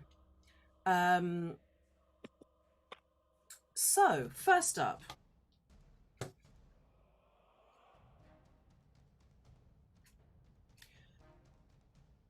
this creature is going to dip back into the sand and go here. And I'm going to make an assumption, which is that Dilla is curled up in a ball and not standing, curled up in a ball. So the sandworm, this larger sandworm, is going to try and bite you, Sunny, from 10 feet away as this maw opens and rows and rows of teeth kind of pull forward to bite you. Question, because I'm shit at like distances and things in fights, but does Sunny currently count as 5 feet away within 5 feet, or do I have to be in the square next to him? You would have to be in the square next to him. Yes. Yeah. So that is a 25 to hit. That's gonna hit him.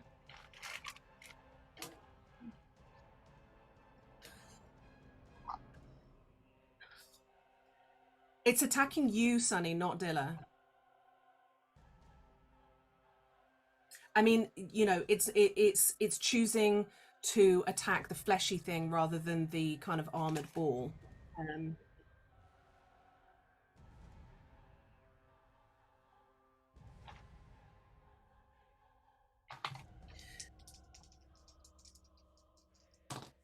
So first up, you take 16 points of piercing damage. And can you please roll a dexterity saving throw? Immediately bad.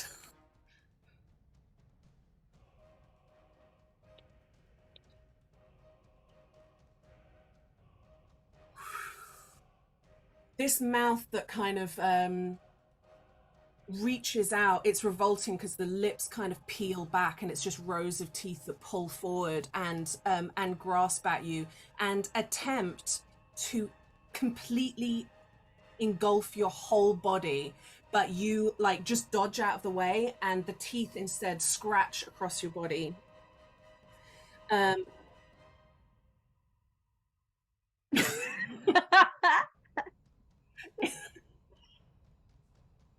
Okay, do it. I was about to make the worst joke imaginable. I'm so glad that you interrupted me. 11 to hit. Okay. That is only a 10.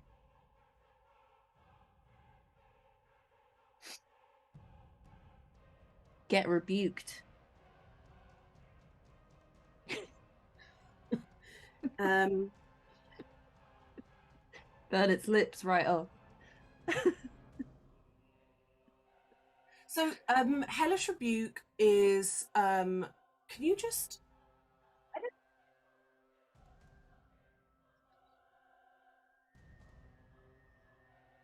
Mm.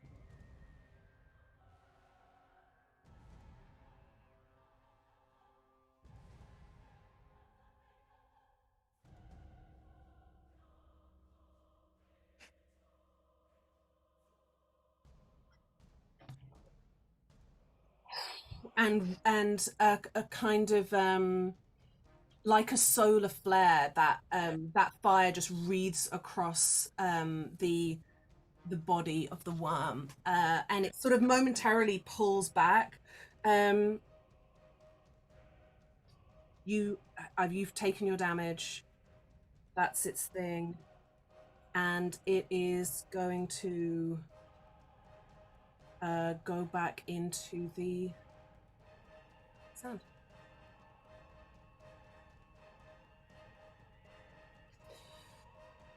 Up next, to other. Tether worm. T'other worm is going to attempt to attack Rose. It's bad. It's a bad roll. It's a bad roll. That's only 5. No, wait. It's actually a 7, but I still think that's something It's that's not okay. gonna do it. That's not going to do it.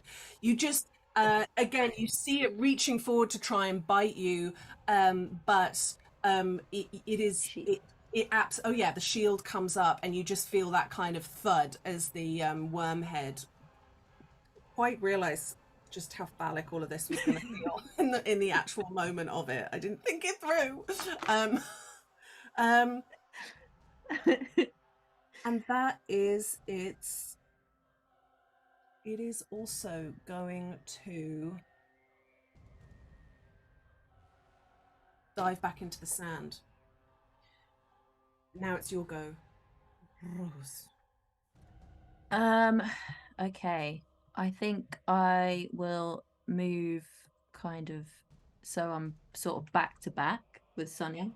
And then can I just ready an attack for Yes. as soon as one pops out of the ground? Perfect.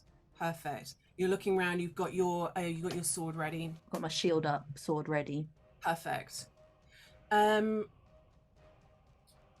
now the just so that we're straight about the animals, they're at 0 speed and they're both curled up in a ball, which means that their AC is much higher, but they do have 0 speed. So they can't move unless they uncurl themselves and walk themselves with their slower speed away. If you catch my drift. So we're probably going to have to deal with these things before we try and run away. If that's what you think best, I would not dare tell you what to do.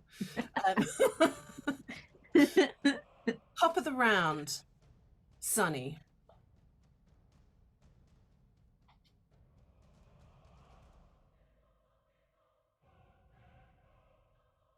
Throw something onto the sand.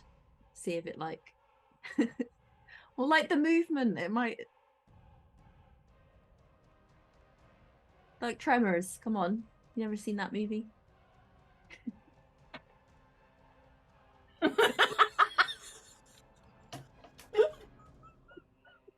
Just back to back with these heroes of Kimber. You know, like You know, no, I know I ain't seen it. I don't really watch that many movies, actually. Yeah. Is it Detect Worm?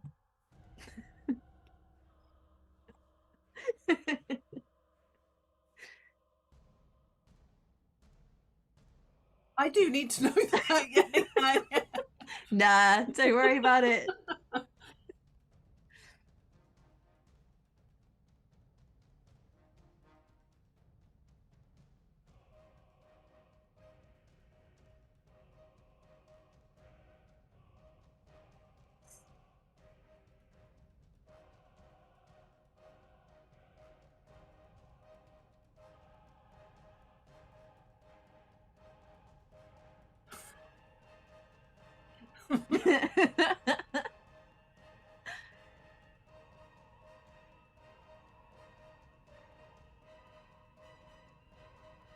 Cool. Okay. That's cool. I thought it was going to be spiritual weapon for a second there. I was quite excited for that to be the first time that you'd rolled that. All right. Next. Sunny didn't fuck with it. All right. So, next up, the larger sandworm comes diving out of the dune and is going to. I've got to make a whiz. I think it's failed because that is a 7 minus 4.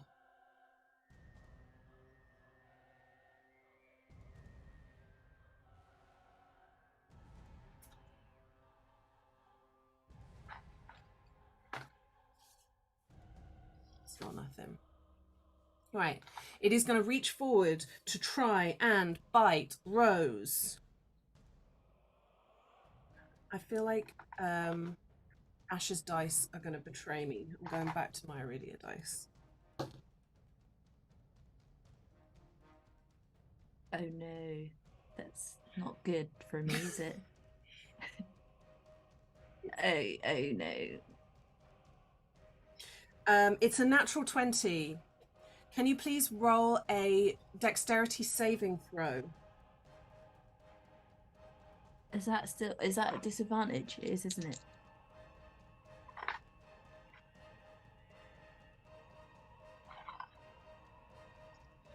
Saving throws was 3, I think. That was the one that you lost. Yeah. Yeah, no, yeah, not anymore. Thank God. Dexterity saving throw, you said. 18. That is good. It again tries to put its mouth over your I was ready for head. it. I was ready. I was waiting. And all that happens is its teeth like kind of grab you around the shoulders, but you like duck down, so you take the slashing damage around your shoulders and head for a grand total of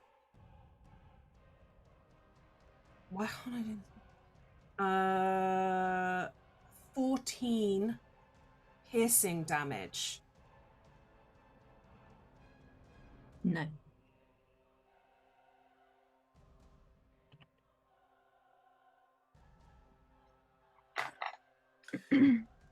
And following that, were you? Oh no, because it's not 5 feet away from you, and you only have a sword, right? Yeah, I only have a sword, so yeah. It's not close enough, is it? I'm just gonna roll to see what square the other one pops its head up at.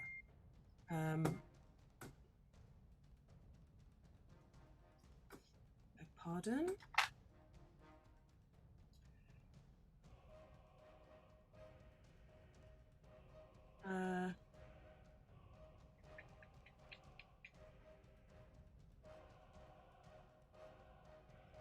Okay, the smaller one pops up and goes to attack.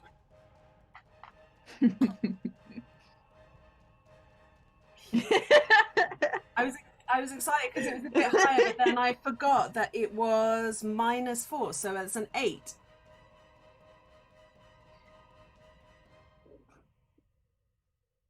So what is it? Ooh. 14 damage. Nice. That is very okay. All right, good to know. Good to know. Good to know. Good to know.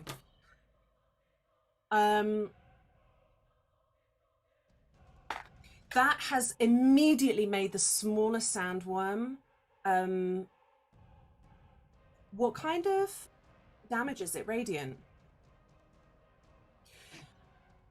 It's immediately made the worm quite ropey looking. Oh. As it sort of peels that pale skin flesh away. You. Yeah. It's really unnecessary. To their credit, they're fucking disgusting.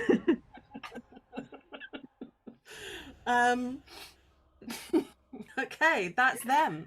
That's them. Go on, wicked game, they said. It'll be fun, they said. There won't be horrible phallic worms trying to eat you. Rose, what are you doing to these disgusting? Oh, can I attack yeah, it? because it's in. Yeah, you could have done that right away. So go for it. Alrighty, I'm gonna try and slice it. So you can do your held action and then have your turn. Amazing. Right, let's slice it. That's a 26 to hit. That hits. And that is, where are all my d8s at? There they are. 11 damage. With a held action, do I get to attack twice? You get to hold one action. Yeah, one attack. Yeah. But the good news is that slices through the worm, and Yeah, it is straight through head, like. um, and now you have a turn left with the larger worm. All right, I'm gonna take a step towards this motherfucker, and with my bonus action, I'm gonna cast Ensnaring Strike. So, and then I'm gonna hit it. Well, try and hit it. You can try. Can certainly try. That is another 26 to hit. Very good. So hang on a second, sorry. What does this do? So the next time I hit a creature, before the spell ends, a writhing mass of thorny vines appears at the point of impact, and the target must succeed on a strength save, or it's restrained by vines. Up they kind of creak out of the sand. Strength saving throw, did you say? Yes. And that is a DC 15. Ooh, that's a good one. I found the dice that I'm meant to be rolling. It's the dice that my like good that. friends at Wicked Game bought me for my last birthday. That's it.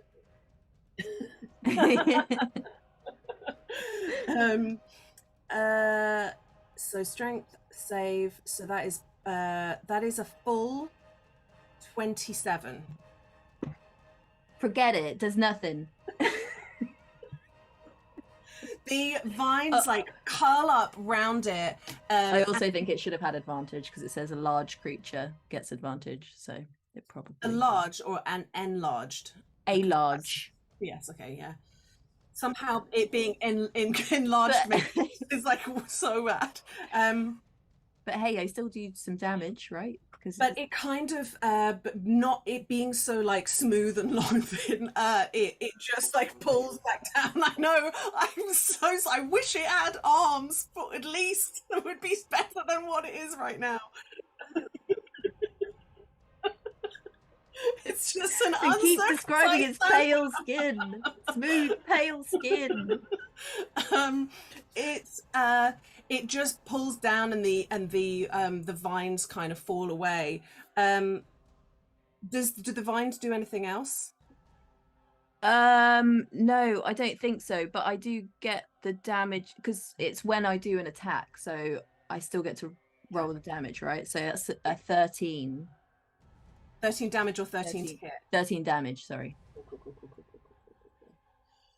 And then can I do my second attack?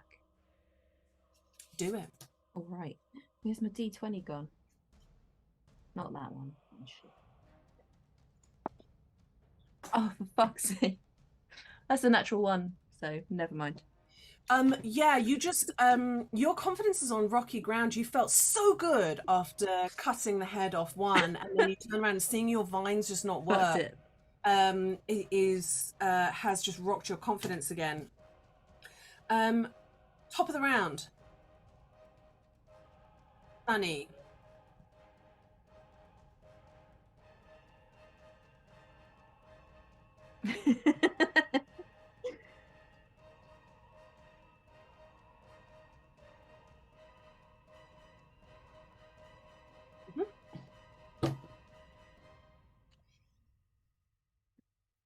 Oh, that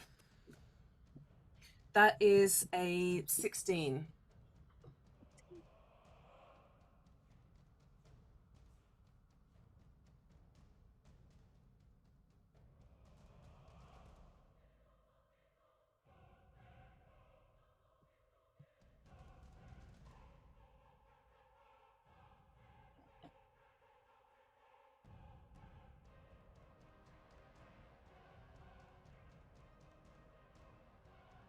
Hmm. Yeah.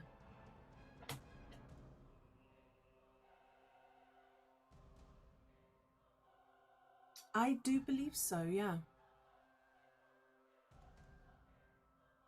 I mean, let's just quickly double check, but I do think I think that's been done quite a lot in the past.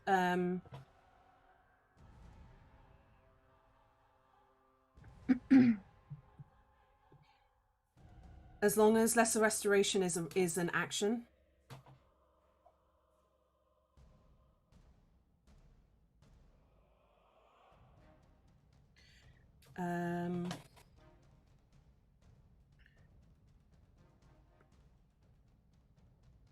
It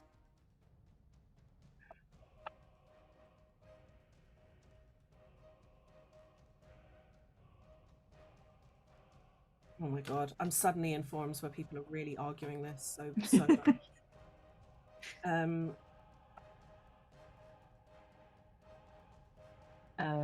I think it says specifically which conditions, which is blinded, deafened, paralyzed, incapacitated, but not exhaustion.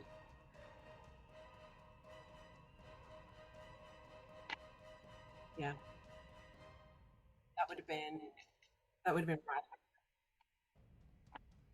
Okay, all right. Next up, sandworm.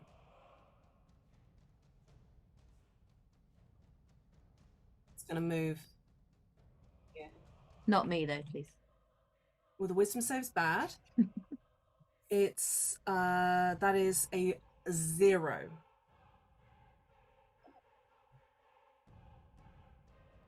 I finally found someone who's worse at wisdom saves than me. Yeah. Well, to be fair, it has a -4 to its wisdom. The dickworm has -4 to its wisdom, so I have a +4 to my wisdom saves, and I still managed to fuck them up.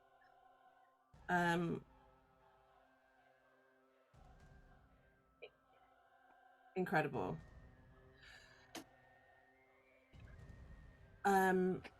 I'm being really hassled just off camera. Okay.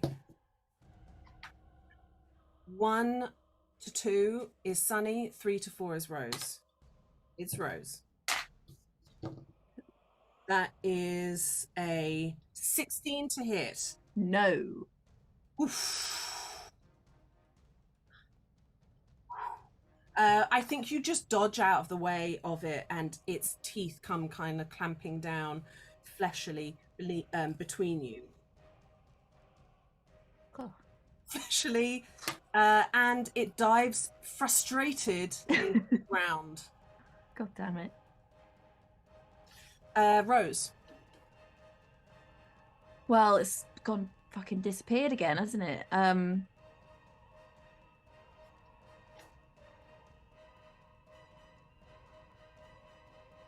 I guess I will move back to try and protect Sunny if possible, and hold an attack. Okay. Holding an attack for the worm appearance of worm. Yes. The appearance of worm. Okay, top of the round, Sunny.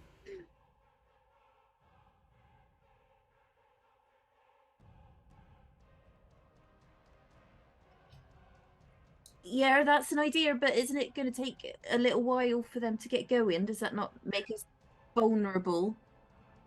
Right. Oh, yeah, that's true. That's true. Okay, let's do it.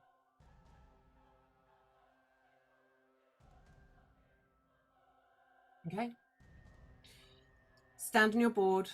Wait. Next up in the initiative is worm.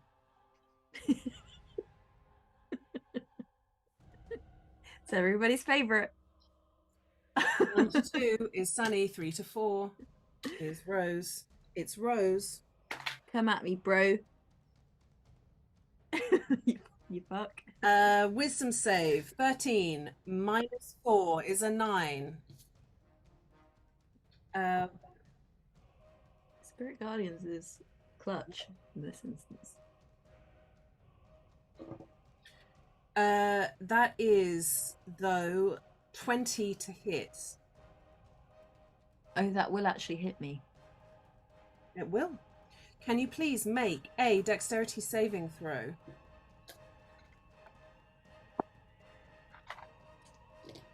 It's a 16. That's enough.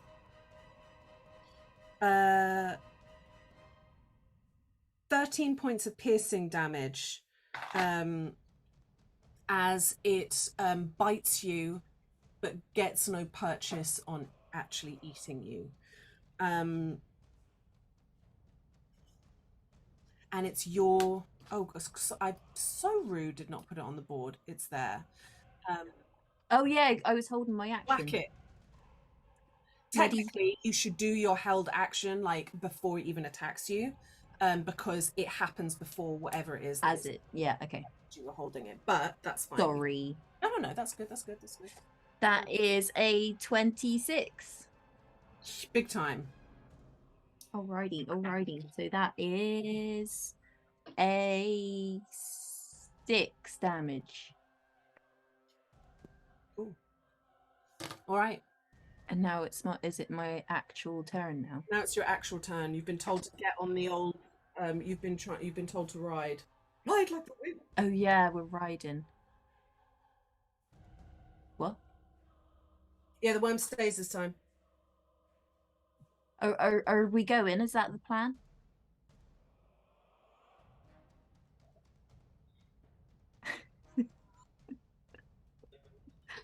How is it looking, Lydia? With your passive perception, it looks, it has blood on it, but it doesn't look like it's overly rough. Okay, I'm gonna get on my board then. Get on your board? All right. And you instruct the marmos to uncurl, start running, and then curl up and move. So in this round, they can do their walking distance. They can go on your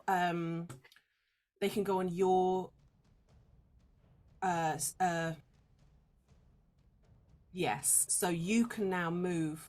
What is it? 20 or 25 movement. Yeah.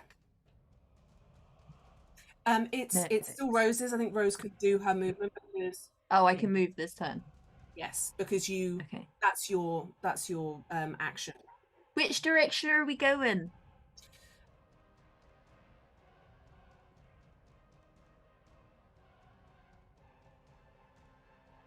Yeah. Like. North, east, south, west. Okay. And I can go 20 feet, you say? Yeah. All right, we'll go. I'll say that you can't dash this round because you've got on your board this round. To there? Yes. Yeah, let's put you in. Oh, I've got the wrong doodah. I'm going to put you there because that's where like the reins are going. You see what I mean? All right, cool. Yeah. Top of the round, Sunny. Ride, Sunny. Wait, will the worm have got an attack of opportunity? It's going to decide which one it goes for. Oh, I see. It's decided on Sunny. Oh. That is a 16 to hit. Can you please roll a dexterity saving throw, please? It's good. Very disappointed how well you've been rolling on your saving throws, let it be known. That is 16 I don't want to get eaten. Slashing damage as its teeth rake down your back as you ride away. Oh, but if we get eaten, we could do that cool thing where you like slice through it from the inside. Give it a fucking go. Live your fucking dream. All right. After.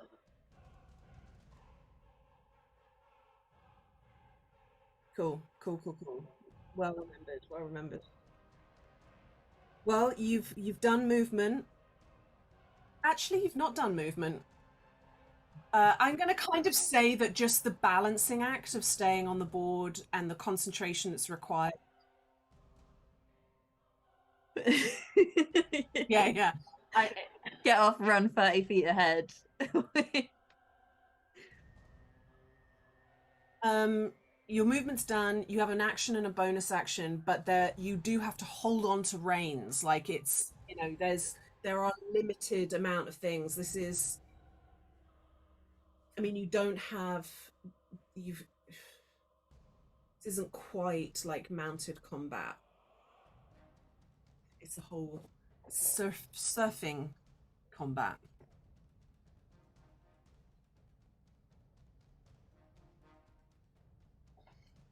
Okay. Okay. Okay.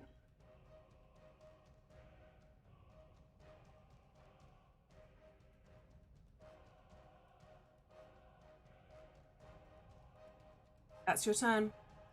The worm is going to move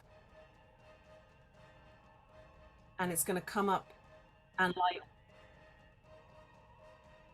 isn't it if it just attacks you, if it's just in that?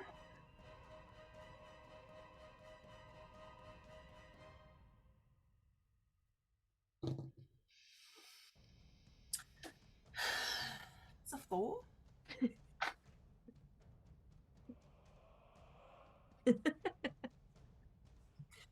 Yeah. Get back right next to what, Nikki, why don't you tell me how much movement this monster has? You can tell me what it is. This creature has immense speed, and so that is still appropriate amount of movement. It's a fast worm. It's a fast worm. But that is the. But what's the damage? What fucking damage? It's done. No. That's not my how do you want to do this. It's done. It's done.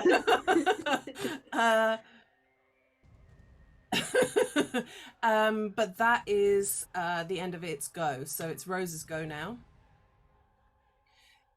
Your Marmo is now in a ball, so you have I'm gonna say this.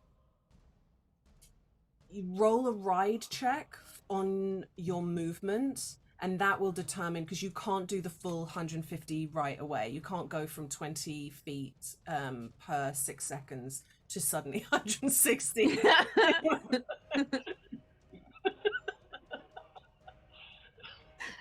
But that's still at disadvantage, so here we go. That's a 13. 13's not too bad. I'd say that you can, you could probably do, you could probably do 35 feet this round. Okay. Sunny, which way now? There's a big worm in the way.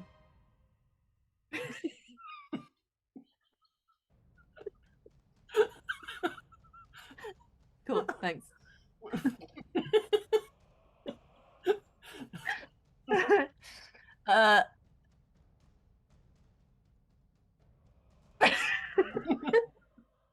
Look, I've got disadvantage on all ability checks. I don't fancy my chances.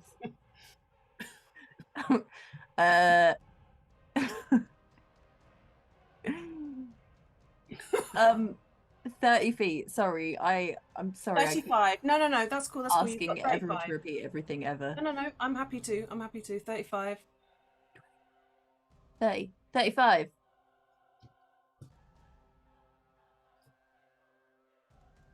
All right.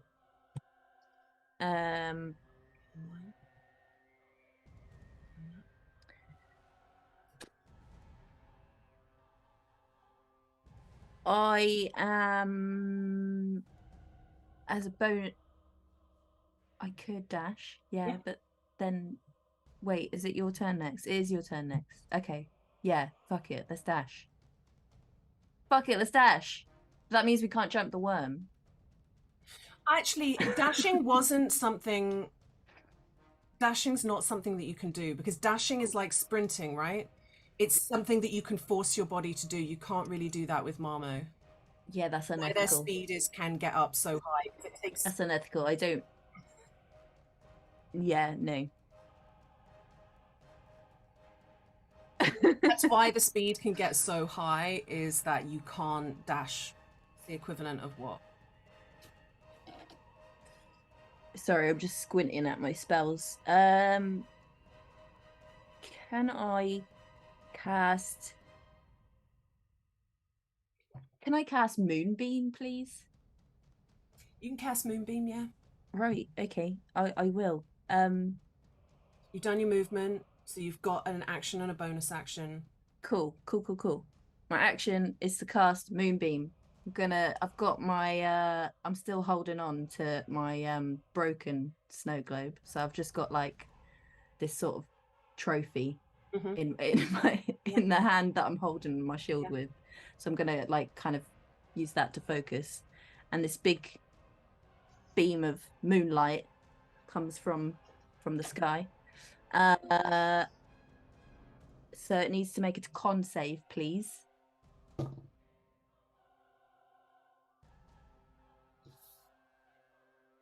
That is a 19 plus 6. That's a 25. That's past, isn't it?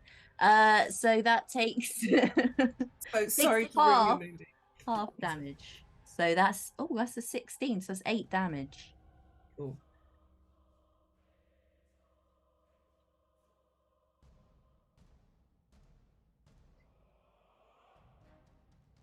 And then on each of my turns I can move it. Amazing. I think there's a range to the movement, isn't there? Yeah, it's up to 60 feet.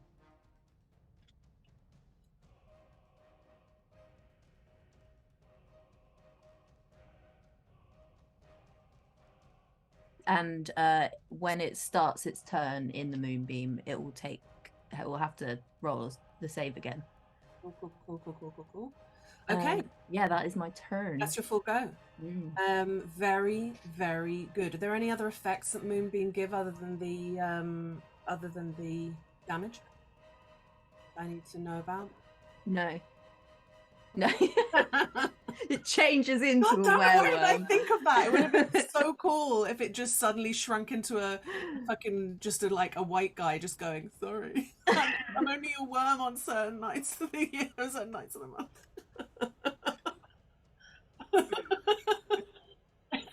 It's a waning moon. It's my time.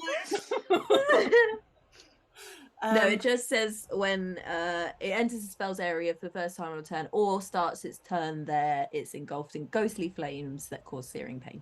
Okay. Sunny.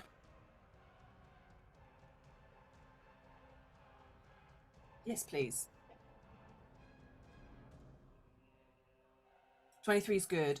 I'll say with that you could probably it's difficult because you're not actually there's no downhill, but I'd say that you could get a roll going for about 40. No, 45. That was pretty good.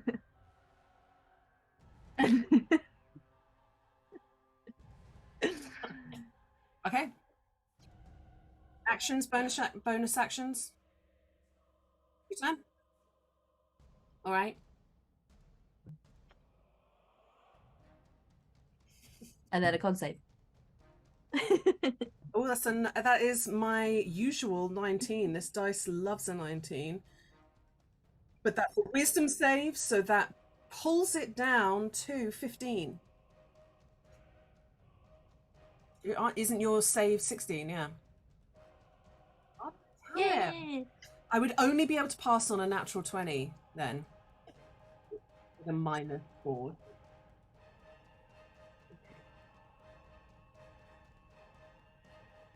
More.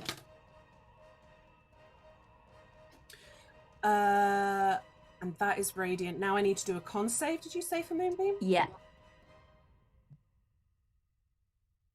Yeah, that one's a 12, but I get a +6 to that, so that is a 19. No, it's 18. Man. That's a pass, but it's still half damage. Chipping away. So it's 10, so 5. And that is also radiant damage, by the way. Sorry, I forgot to mention that last Cool. Lots of radiant. Very good. All right, it is the go of the worm. Only needs that. It's gonna attack Sunny. 13 plus 5, 18. Can Can you make a dexterity saving throw?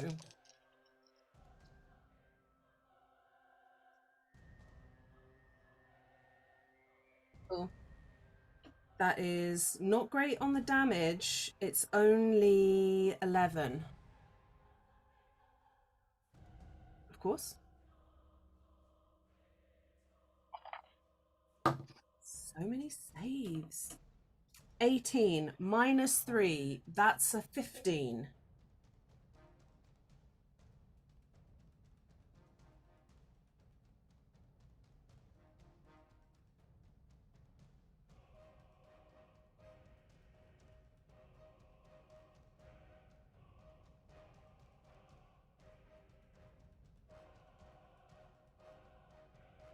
I'm going to say this. You definitely see that whilst the flesh is being like burnt away, it's not that burny. Like the radiant damage seems to really render that skin away. Oh no! Oh shit, I'm really far away. Oh fuck.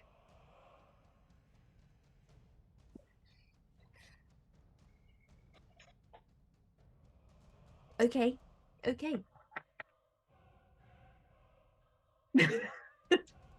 Your last words. You are off the board, you are prone. Dilla is rolled away because it still had momentum. We'll do the next round. All right. Okay. That is the end of the worm's go. It is Rose's go. Right, I need.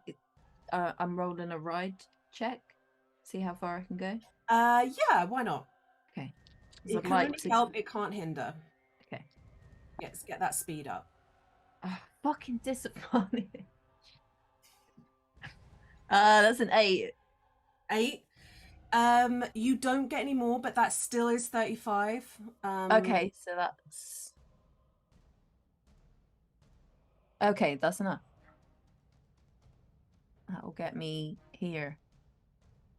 So then, can I get off the board? Yeah. Leap off that board. Right, I'm leaping. I am going to. Hang on 1 second.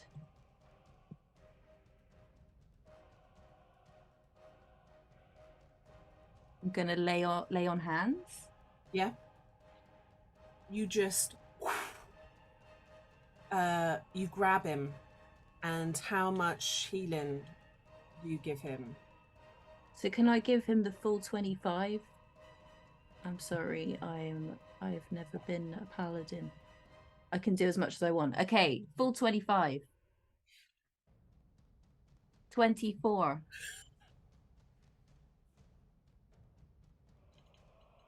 Good point. I do also have cure wounds, but yeah, okay. I'll hold one back.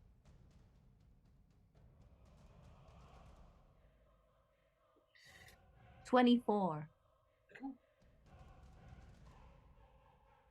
That's your movement. That's your action.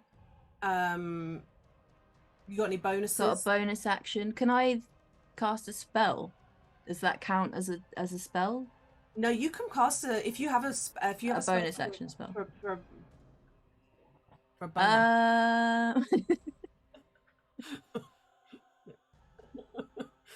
Little cheeky fucking pony.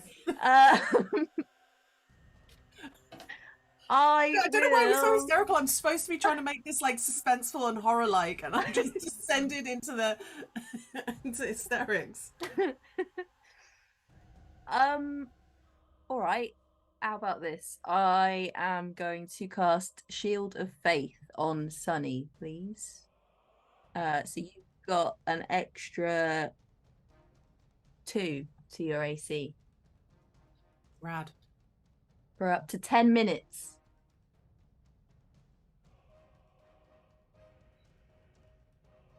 That's your full go. That's it. We're all back down to not the momentum that you had previously picked up has gone. and it is Sunny's go. You are prone, rough your board. I'll say that Villa uses like kind of goes rolls away, but then comes back, uncurls, and is like ready to kind of do whatever it is that you ask him to do.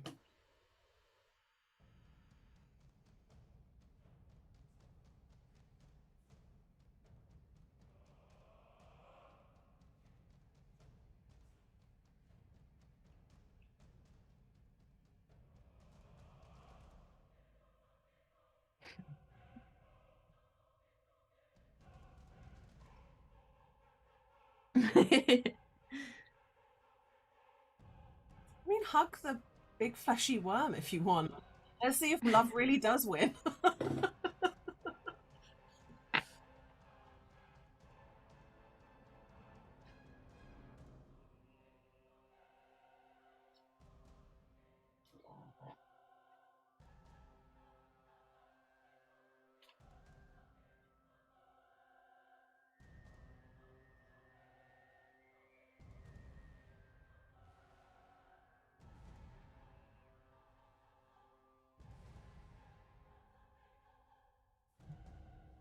What's the plan? Are we gonna just get out of here next turn? It's probably not worth casting it again if we're gonna.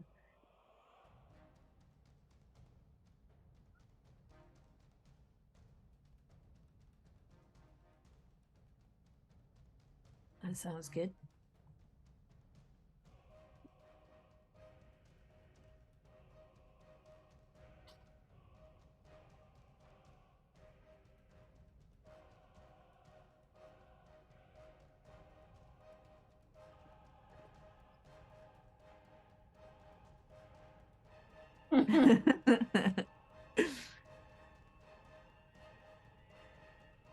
All right. Cool.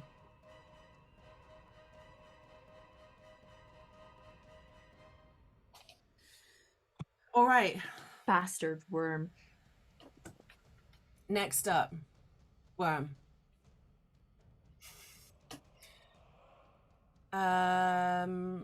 It sees a Marmo uncurled. Dilla. Oh, I thought you were gonna go for Daisy. I'm literally actually quite scared. That's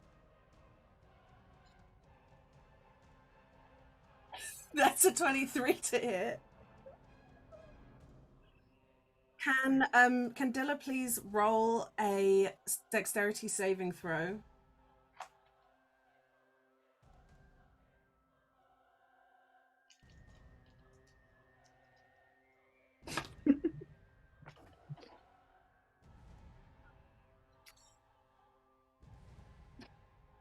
Okay.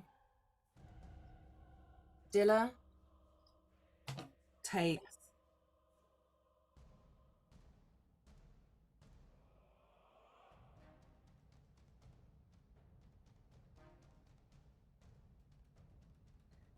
Dilla takes 10 points of piercing damage and is swallowed.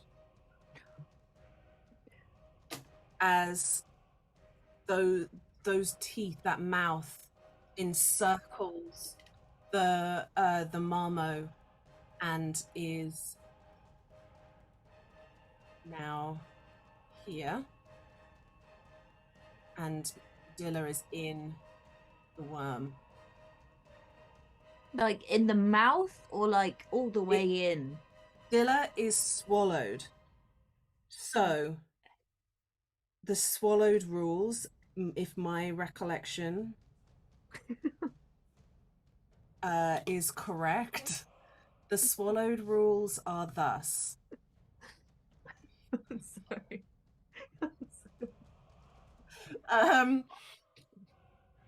Creature is blinded, restrained, total cover, and takes damage whilst inside. So it's now a race against the clock to get Okay, that's the worm's go. It is now Rose's go. Well, fuck. Now what? What if I slice where he's at inside? Right, that's true. Right.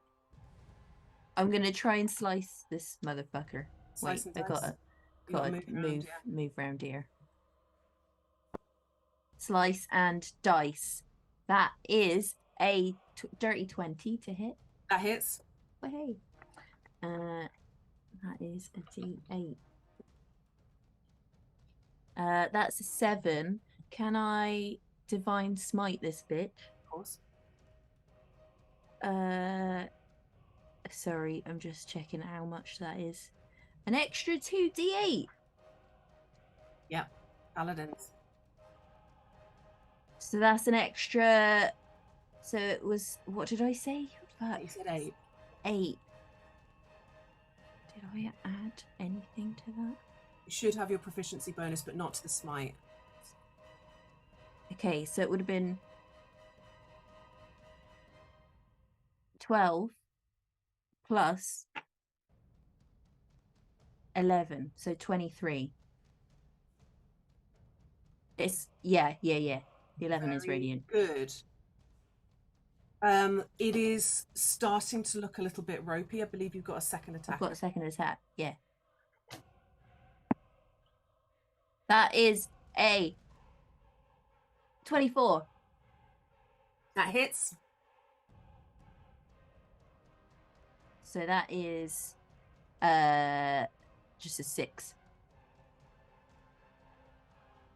What does it look like as you kill this worm that has bits of flesh hanging off and this like as when a snake's eating a fucking goat? It's just like got this huge like bump in the middle. What does it look like as you give it the death blow? So I want to carefully, right? Well, as carefully as one can with a sword. I want to sort of like run down the length of it, just sort of like slicing down it, so it sort of like peels open, and then we can extract. Yeah, exactly like that. But more dramatic. You slice down, and blood spurts out, and like a kind of wet egg. Just when you thought this couldn't get any worse.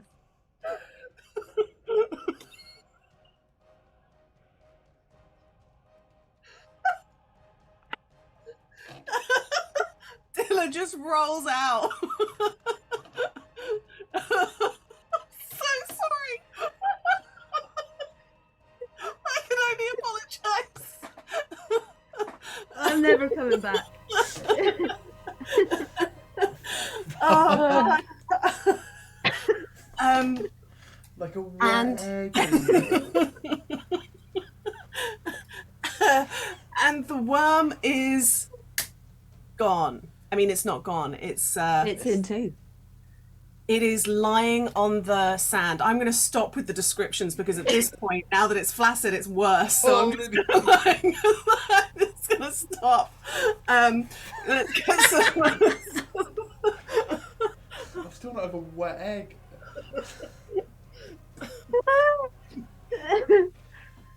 Appalling. Absolutely. I'm so sorry. This is not our best foot forward, frankly. Oh, so sorry. Gosh, that was clumsy. Sorry. Right. Okay.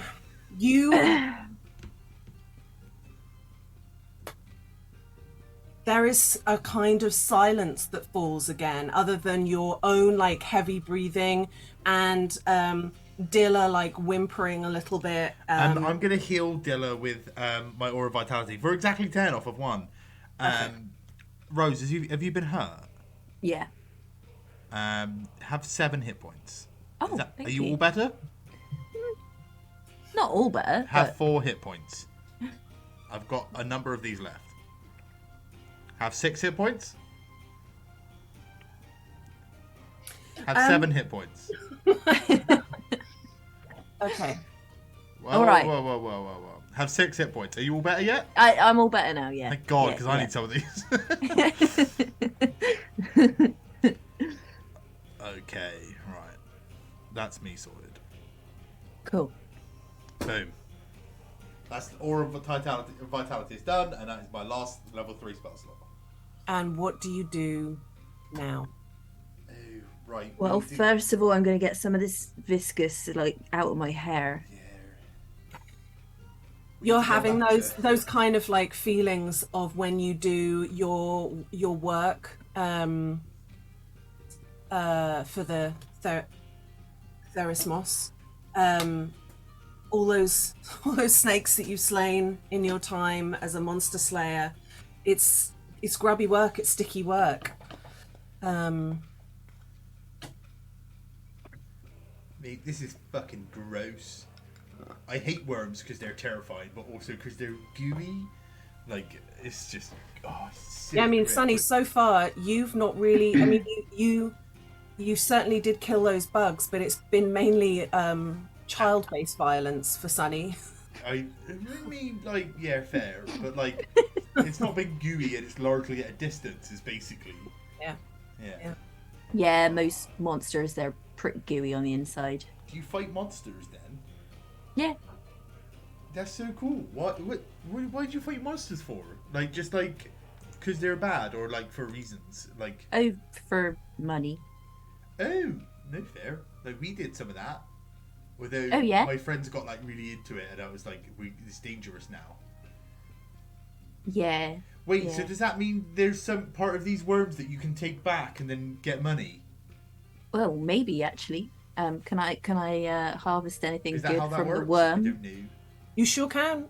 You even with your with it being your occupation, you roll with advantage. So that'd be Worms are just big snakes, right? Yeah. I mean, that is one way of looking at it for sure. Oh, we got a natural 20 that I can keep because it's not a disadvantage. I'm going to tell you what... Fuck yeah. Wait, is it disadvantage or it's not? No, it's cancelled not. out. It's not because it would have been disadvantage, but I get advantage, so I just rolled once and it was a 20.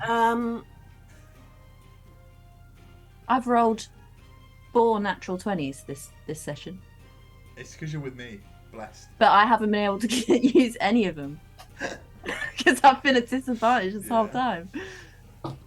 Oh, Lydia's going to consult. Sorry, I know it's horrendous, but I need another wee, so I'm gonna. Me too. Me too. Okay, Oh, I'm let's gonna take a pause the quick recording. comfort break. Let's take a wee. Take a quick comfort break. I'll work out what you get. What a harvest. Okay, we're back. Yep. What you get on a natural 20 harvesting. Get the artifact. God, that would be so fucking cool. 3 vials of stomach acid, 8 teeth, like whole teeth, and 7 vials of blood. Additionally, as you are like going through its innards, you come across an obstruction in its intestines, and what you pull out is a kind of fist-sized beige-colored pearl. Okay. And you think, I think there's a market for that. All right. Yeah. Now, to your mind, to your kind of mind, you know that you have no idea what this pearl will get, this kind of beige pearl, but generally teeth of this kind of shape, they're very long and very thin, so they can easily be crafted into daggers that are quite sought after. And so you think that you can sell those teeth for 50 gold pieces each. Yeah. and the acid can go for 150 gold pieces per vial, and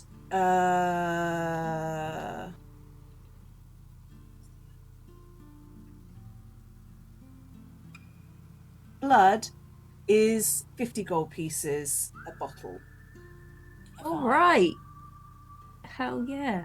You don't know about the pearl, but you've got a good feeling about it because this is, like you have a pearl on your person that you got from a different mission, and it's like kind of this big, and it was worth a lot of money. And this is like this big and super rare. It's not from the ocean; it's from a fucking worm. So you've got a feeling that's gonna be mint. All right. Pulled from the intestinal tract of the most disgusting creature ever. It's a kidney stone. Oh no. It's a worm kidney stone. Worm kidney stone. Well, I call that a success. Just like that way, yeah. ripping all the I'm going to say that between viscous. you lost a lot of stuff when you when you got so injured, but I think between the two of you, you've got various bits and bobs on you, and so that is very successful. While Rose is doing all of that, Sunny, can you? You're sort of standing there. You're comforting Dilla, who is upset, but you're also looking around. So can I have a perception check from you, please? It is. When I look at my sheet properly, it's a 12 on the dice plus 5, so 17. Quick math.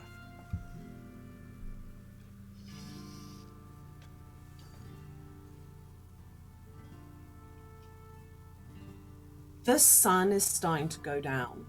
Fuck. It is starting to get dark. But that is not even slightly the bad news. As you look out to the east, you see a huge wall of brown as a sandstorm is pulling in very fast in your direction. We need to go now. And we just need to go. Where are we gonna go? To Quellar, northwest. How do we have any idea how far away we are? I mean, you can roll survival to try and make a hazard a guess. I rolled another natural 20. Fuck yeah. You would have been blasting this game if I hadn't have absolutely snuffed you with so much disadvantage. I mean, it is still an 18 overall, so it's not so bad. That's pretty good. That's really good. I got a 19. That's really, really good. 18 and 19. You've got some hours of riding left in you. I mean, it's much, much harder for Rose to try and work it out because I tell you what that role gets, Rose, is the concept that you have been out in the desert for 12 days and you must have walked yourself back like around. You have almost walked yourself back to Quellar, trying to just go east, and somehow you just sort of must have been going in circles. You got so turned around. Because you do realize that you have only a few hours ride left before you get back to Quellar. After 12 days. After 12 days, you nearly walked a full circle. And then nearly died like a few hours out of absolutely devastating. Do we think, could we make it at a push? Before nightfall? No, before the storm hits us. Can we outrun a storm, Lydia? We can leave that to the dice. Let's fucking go. No, I'm at disadvantage. Let's fucking go. Yeah, but the thing is, you shouldn't be down yourself with that disadvantage because you keep going, oh no, I'm at disadvantage. I only rolled an 18. And I'm like, that is an incredible roll. I think it's been a long time since you played with Michelle and you've remembered what it's like when somebody is consistently rolling twos. Yeah. Sunny's going to cast Bless. Oh, that's going to be great. Yeah. On himself and not. That's only attack rolls and saving throws, but yeah. Okay. it's just that's adjusted. That's fully adjust in case. And I think we just fucking beans it. All right then, let's beans it. Whatever. Full speed. Let's go. Let's have 3 rounds of riding. I will roll for the storm. You will be rolling for yourselves. 29. Okay, 29. 7. 7.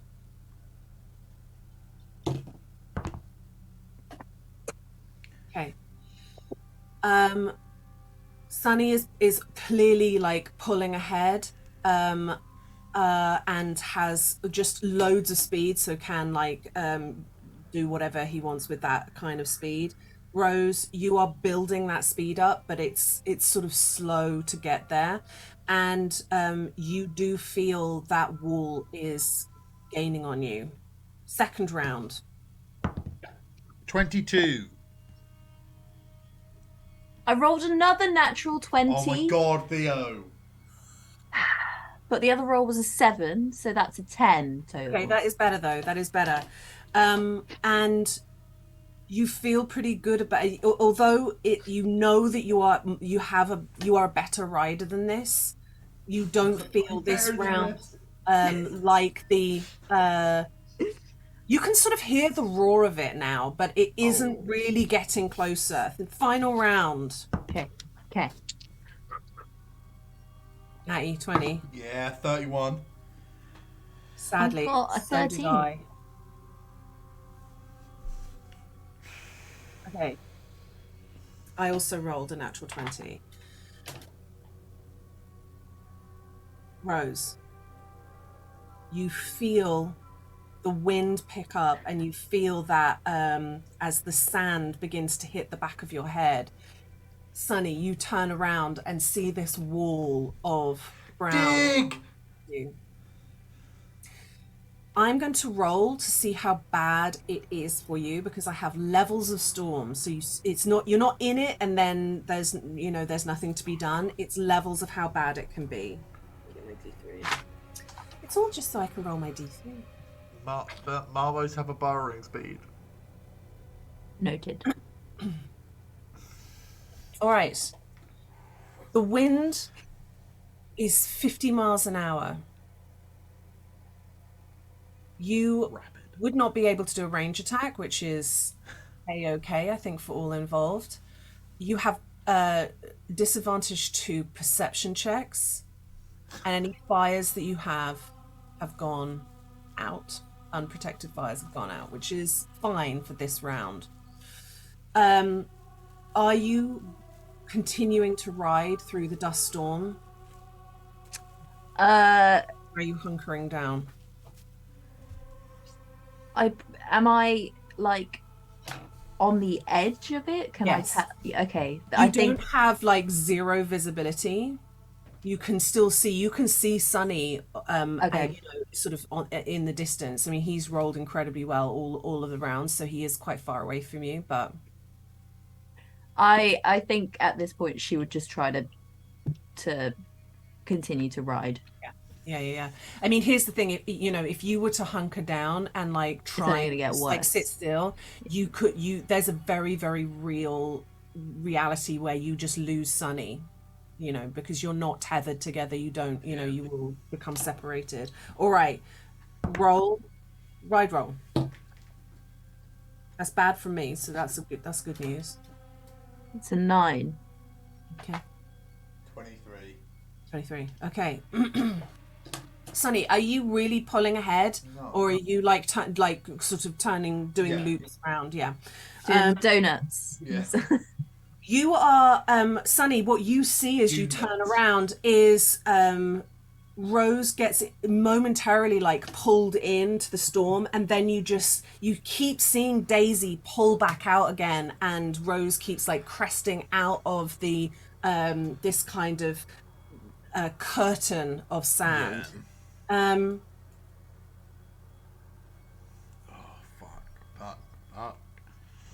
And the in general environment is getting darker by the minute because it is twilight.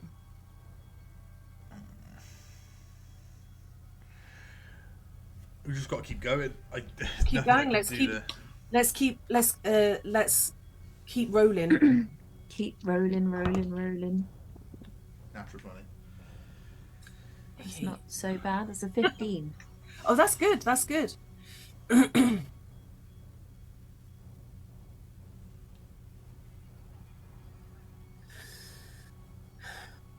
You pull out of the storm. It is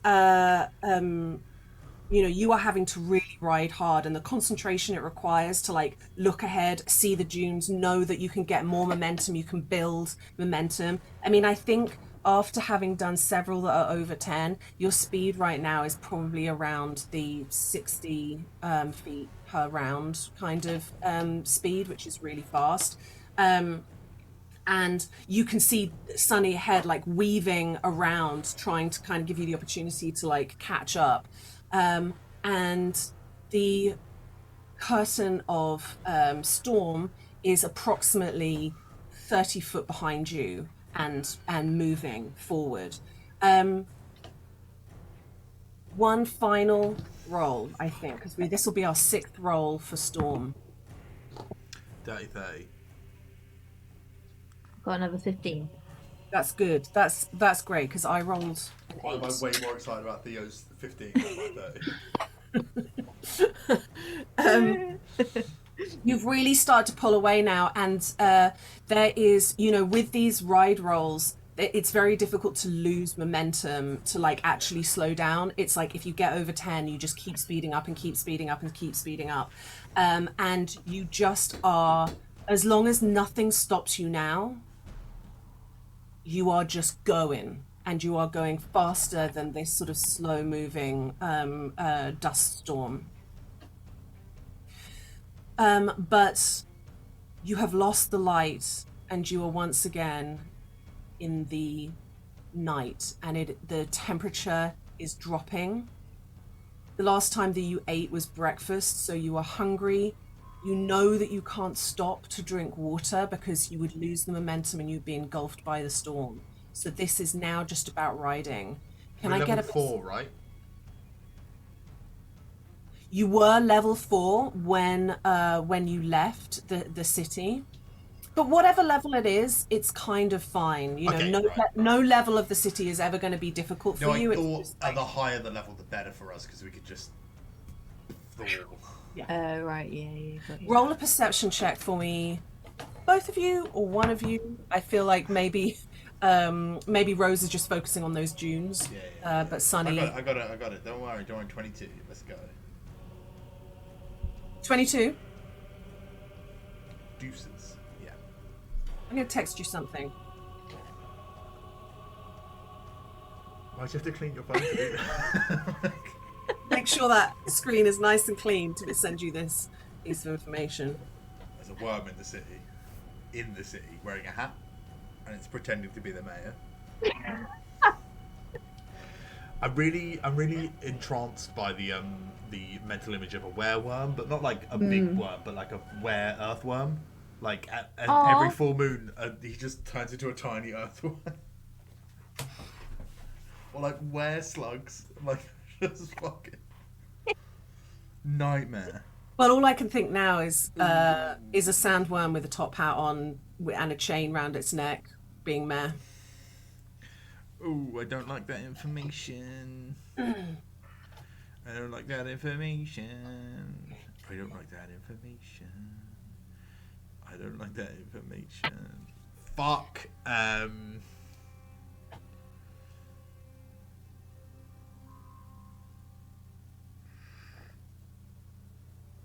Fuck, that doesn't work either. Right. Ahead of you, in the darkness, you see light hovering above you, and it grows, and you see the form of Kimber floating, riding at the same speed of you as you, and floating, and she says to both of you, thank God, I haven't been able to see any of you. It took everything I had to make the column. You're well? Rose, you're well? Well, I'm not dead. I'm so glad, Sonny. My passive insight is 18, Lydia. Yeah. What? This is Kimber? Yeah, exactly the same. Kimber. Is this Kimber? I mean, your passive insight is 18. Do you want to roll perception to see what you're looking at? Wow, what how much have I traumatized you over the years?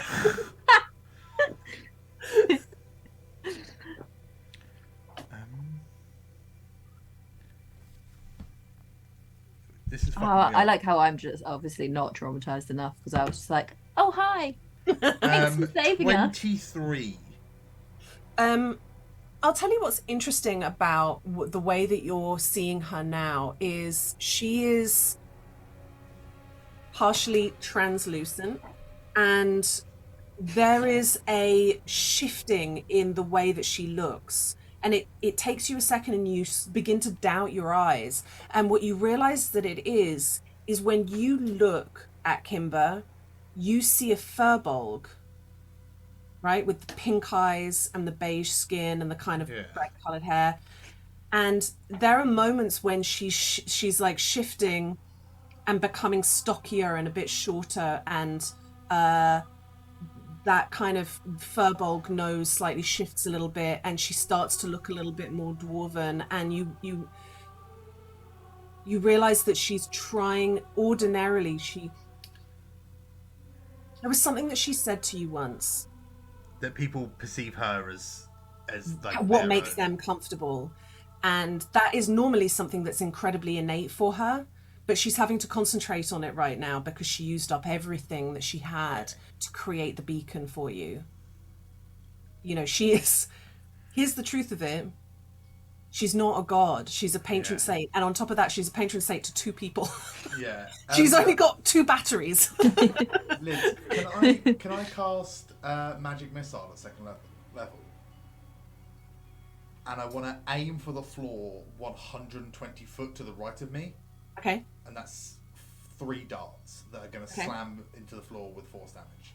Okay. 120 foot to the right. Okay, what's the damage? Oh, does that matter? My hope is to just create an impact. Okay. Apparently it does matter when you hit the floor. You just never know. You never know. You never know. You never know what you're gonna. Right. It's a D4 times 3. So 4. That's 5. That's 3. So it's 8 plus 3. It's 11 points of force damage. Okay, that's incredible. Just like boom. Sand sprays up, and then moments later, as those 3 missiles hit quite regularly, a sandworm at least 3 times the size of the ones that you attacked before crests the sand and dives back in. Kimber looks to the side, is quite alarmed by you casting an offensive spell the moment that she turned up, but then just looks at you and just goes, "Right, you fools." I think it's full beans. It's full beans. It's full beans ahead. Oh, everything you got. I'm going to say the meaning of haste. You get a her final words to you is going to remove it's a shame because it's going to remove 1 more point of exhaustion, but that doesn't help me. That doesn't help you with the right checks. But that's still good. Yeah, I think it's going to help if you end up having to run the last little bit. True. All right, let's go. Right check. Dirty 20. No. Don't put your head in your hands, Theo. We can't do that right now. Theo. We can't do that. It's not just the storm. There's a worm now, Theo. Theo. I know that, but I got 1. Oh fuck. I mean, you know Do you know what the one other one was? Do you know what the other roll was? Natural 20? Yes! Oh my god, Theo! No. You know what a natural one means. You've done it before. I can't go back on my word. I said it before. It has to happen again. It is what you it come is. off your board and you tumble into the sand. Just as well I don't have my speed halved anymore. I tell you what I'm going to have you do, though. Roll me raw intelligence. Okay. Is at disadvantage? Yeah. Make it a saving throw, let's go on. It can't be. It can't be a saving Because then throw. they get blessed dice. I rolled a 2. So that's a 1. That's hard. Sunny, you roll for me raw intelligence. I've also We're got a not minus smart, 1. Lydia! Oh, What would Agatha say right now? something about books.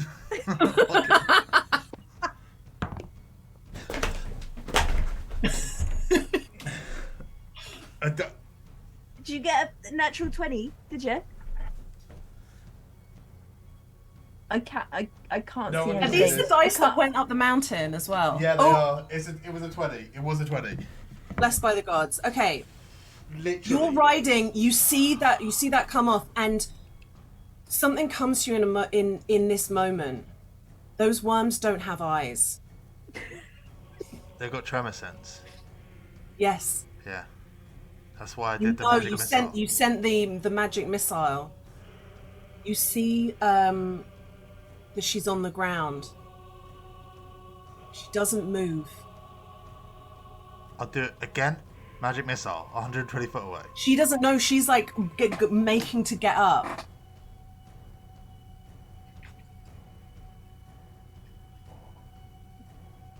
I think the answer is stay still, right? Mm-hmm. Freeze! Don't move! You're going to continue riding, but you are shouting back. And I'm also going to, if I can, fire a magic missile off to the left again. I'm using So spell you slots for are this. currently a target, and your magic missile is currently a target because Yeah. you're shouting and you're creating Fuck it, I vibrations. can only do this a couple more times. With a 1 on your intelligence, it's almost hard to kind of rationalize you understanding freeze, but we're going to give it to you. Because I was the one that made you roll at disadvantage this whole fucking session. Your Daisy is still round, is still curled up. You are sat like you're like lying, you're prone, you're still holding the reins. Your board is near your feet, and you've been shouted at to freeze. Sunny, you have thrown magic missiles. Doof, doof, doof, at the sand. Yeah. What would this be?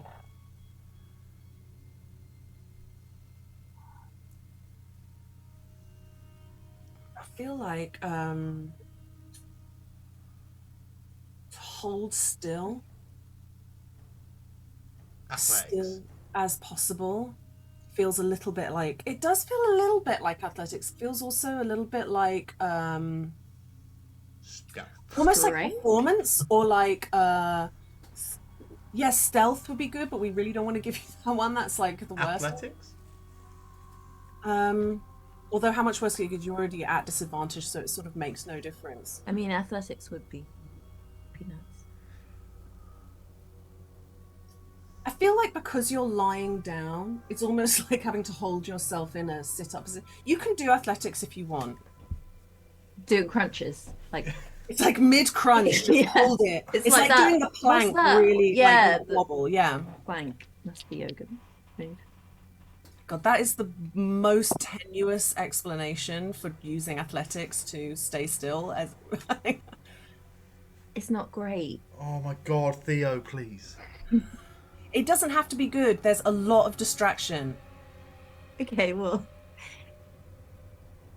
it's a 7. Yeah, what's your plus to athletics?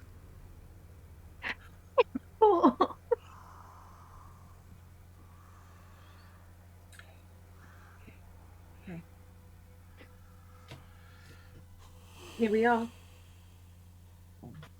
I'm rolling for the gargantuan sandworm. Theo, You know what? Genuinely, This guy's- you might be the first character to die on. My abs just aren't what they used to be. What can I say? I've been out in the desert for 12 days.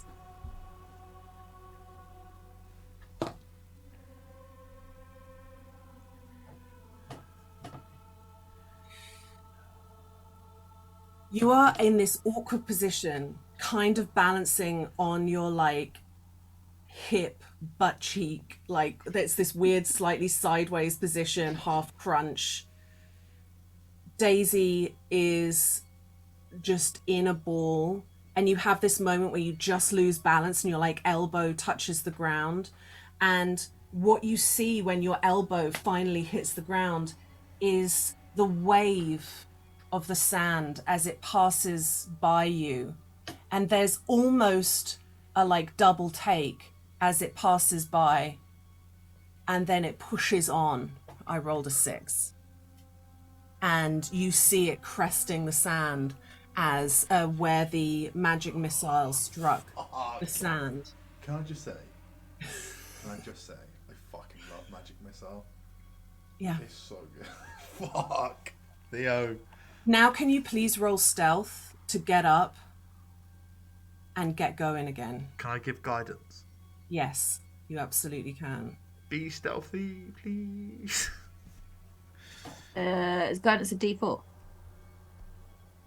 I think so. That makes sense. Yeah, guidance is D4. Okay, it's 11. Okay.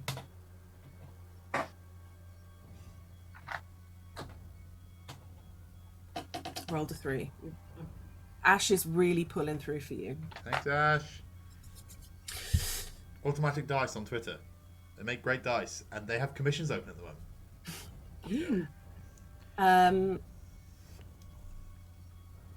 You creep back up onto the board. You grab hold of the reins. You very quietly, Daisy, up. Where you go? She starts like creeping forward, starts to get into a ball. It's difficult to get momentum when you're trying to creep around like that, but you are off to a slow start. Ahead of you, you see Sunny like dashing around, doesn't want to lose momentum, so he's got to keep riding the sand dunes. Gotta go fast. And sending out bits of magic here and there to create distractions. I think at some point after you lose spell slots, you might just start lobbing stuff out of your back, just to like have stuff hit the ground. So magic missileable spell slots. I have 4, but I'll burn all 4 of them for the sake of this. Can you do the missiles one at a time? Yeah. Just taking a piss.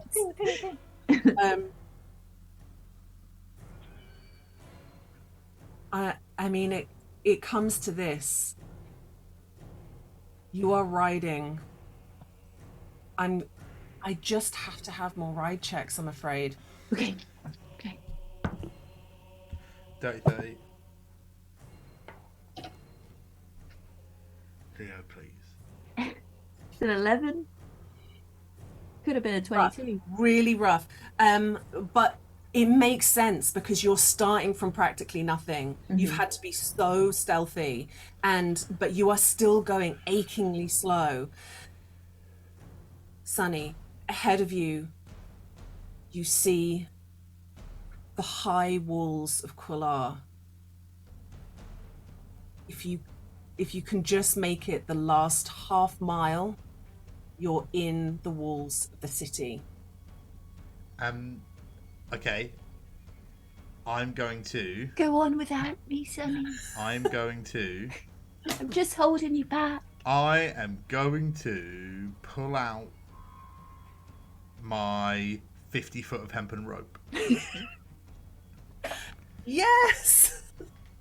Lydia, I'm going to pull out my 50 foot of hempen rope. I'm going to and hold one end while I'm holding the thing. I'm going to allow it to unspool so it follows me in the sand, and I'm going to turn right. Ooh. Turn Okay. left, sorry, specifically. Yeah. Yeah.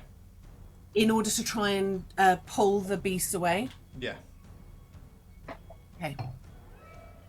I'm gonna need from you, because you're doing all of that while riding. It's not a hard DC, but I am gonna need I think probably like an acrobatics. Fuck, it's 18 on the dice, so whatever it is. That's Fuck fine. you, Lydia. It's a 21. This is where we're at now, Lydia. So essentially, Your fucking you are, Spider-Man Wildberry Pop-Tarts. you are, you are, you're pulling a string behind, like you're It's trying not a to. string, it's 50 foot of hemp rope. No, but the image I have is you're treating it like a cat with a ball of yarn. Yeah, and whatever remaining magic missiles I haven't Yeah. used so far ahead of me to like make it seem like we're going that way. And indeed, you sense that you see that the ripples in the sand following you. And Rose, you have a fairly clear ride now back to the city. It is affording you the opportunity to just ride and ride and ride. So we don't need any more checks. Sunny, you're kind of pulling away from the city. I'm doing a loop. Yeah. And my hope is to crest the edge of the storm. Yeah. Before coming back up. Yeah. Okay. That's because that's as much time as I can give Rose without getting lost in the storm or eaten by a worm. So that's my hope. Here's what happens. You've rolled so well so many times, Sunny. We don't really need. Sorry, I know I'm going out. So I don't really need you to continue to. You've just got so much momentum. You did really well on your acrobatics check. You have this gargantuan sandworm following you. You loop it around. You loop it around, and you see that Rose is now just a few hundred meters away from the city. And more importantly than that, Rose, you see this too. You see along the top of the wall rows or little blips of people who are standing on the top of the walls with bows ready.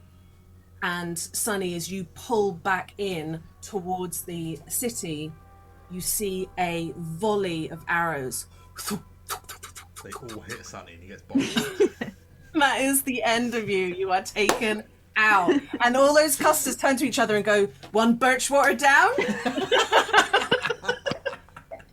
I'll get that board next. And the sandworm that was cresting the sand, it suddenly has arrows tunk, tunk, tunk, tunk, tunk, stuck in the back of it. And the doors are opened. So, Rose, in you go.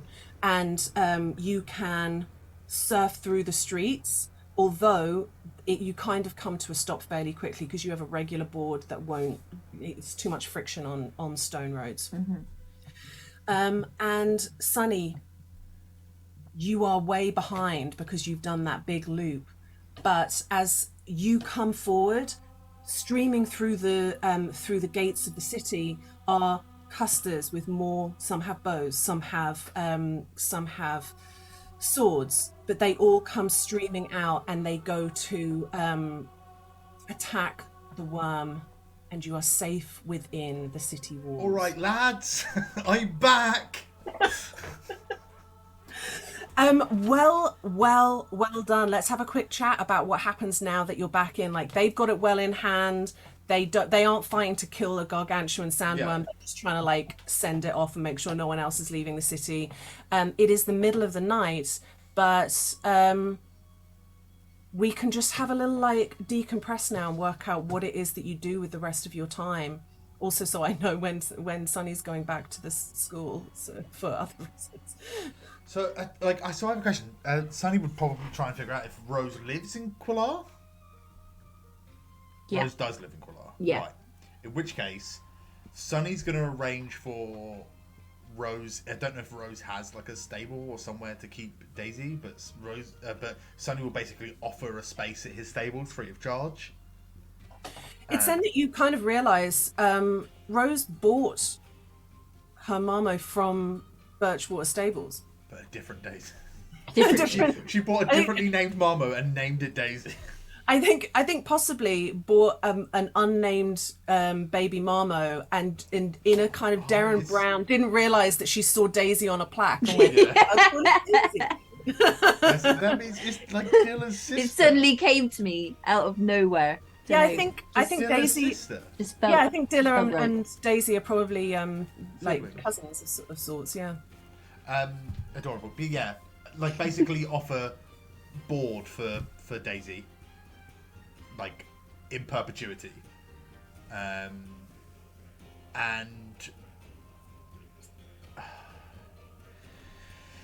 like separately from speaking, he would want to spend a lot of time to Rose and just sort of get to know Rose a bit, because they're like inextricably linked by this thing, right? And like I think he'd have like a ton of questions about Rose, and like, you know, try and get Rose to like tell their story a bit.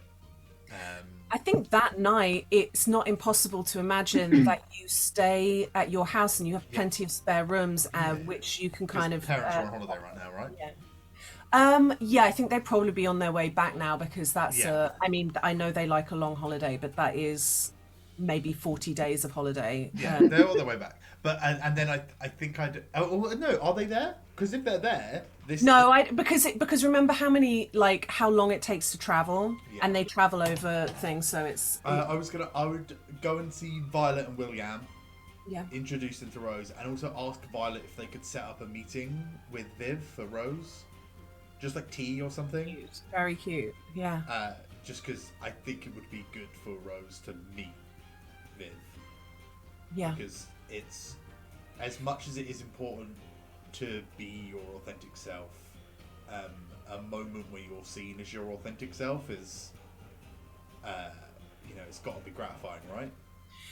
What I quite like about that is that sometimes those meetings are great because you're turning an idol into a real person, but when it comes to Viv, she's so away with the fairies that no matter what your expectation of what this ethereal being might be like, she is not gonna seem like a real person through getting. She's not grounded at all. Like she's so. So you stay the night. You make these arrangements with Violet. I mean, if you remember, William went with your parents, so that's correct. Yeah, there. But you get to know some of the people who are in the stables who'll be looking after Daisy. And, the next day you can also sell your materials. Hell yeah. That you got. So that pearl is worth 5,000 gold pieces. Fucking hell. And I'm not going to get you to barter it, because I think being the person that you are, you have relationships set up with people who take these sorts of goods. Yeah, I've got a guy. I've got my guy. You got a guy. Additionally, if you tell your contacts at the Therismos, that gets you up the next rung. You can go up to the next level. I can stop hunting snakes. Many snakes. I love it when promoted there's to the next rich level. law and structure and mechanic that just none of the core players know. Yeah, I think what's nice is that Sunny, you would kind of do a little bit of this the next morning with Rose, and you didn't even know maybe that this guild existed in the city. I think maybe he'd heard of them because there's a family-owned a casino, a betting house, and a tavern. Like, it's not crazy, but like I think in terms of specifically what they do, like. Yeah, Therismos is there are houses in a lot of cities, but the house in Qualar is run by a half-orc named Leto, who is quite businesslike, and is very surprised to discover this information that the two of you fought off two sandworms successfully, and informs Rose that she's gone up a level and can now take on more dangerous and more expensive harvesting creatures. What else do you think happens, and how long is it before Sunny goes back to school? Because let's work this out. You've had 2 long rests. They've had 2 long rests, so this is now. We've done a full day after. I think this is the 20th of Asin, so it's a few days. Yeah. I think like he'd spend time with Rose, but know that he had to get back to his studies. Like, so I think he'd probably leave at sort of like lunchtime that day. But you know, I think it would be like, it's a shame we didn't really get that artifact or something. But maybe I'll let you know when we're going to aim at Edifos or something. You know, like, and because like I want to go there and like find that temple, but maybe I'll let you know or something. I mean, you can. I don't want to like cramp your style or nothing. No, it would just be nice for someone that gets it to know that I'm going, you know, so Right, so in case anything bad happens. Do you know what I mean? Yeah, and I'm not saying I'm going to go out there again looking for it, because I'm not anytime soon anyway, or without more information and probably a map and maybe someone else to come with me. I think that would be like a good idea, maybe. It's good to be around people, you know? Yeah, definitely. But if I find anything, like I'll let you know, obviously. Yeah, let me know. And I like if you just tell Violet, she'll get like she'll get something over to me and like, you know, and I will tell Violet, and she'll, if I think of something that I need to tell you or something or nothing, you know. Violet is a very efficient halfling assistant to the Birchwater family. Incredible woman. Very, very friendly, very charismatic, and just sort of knows what you want before you want it and has it in front of you, like so efficient. So you have a new contact in the city. Rose. She's like knows everyone. She does all of their like the family's like sending and organizing and like admin. Like she's a ridiculously well-connected person. And sorry. No, go on. And listen, I feel like I can't take all of the earnings from what I found from that worm, because I mean you helped just as much kill that thing just as much as I did, so I'd really like you to have this. And she's gonna give him 2,000 gold. That's so much. You know you don't need to do that. Like, well, you literally saved my life, and no, I like, and more important than that,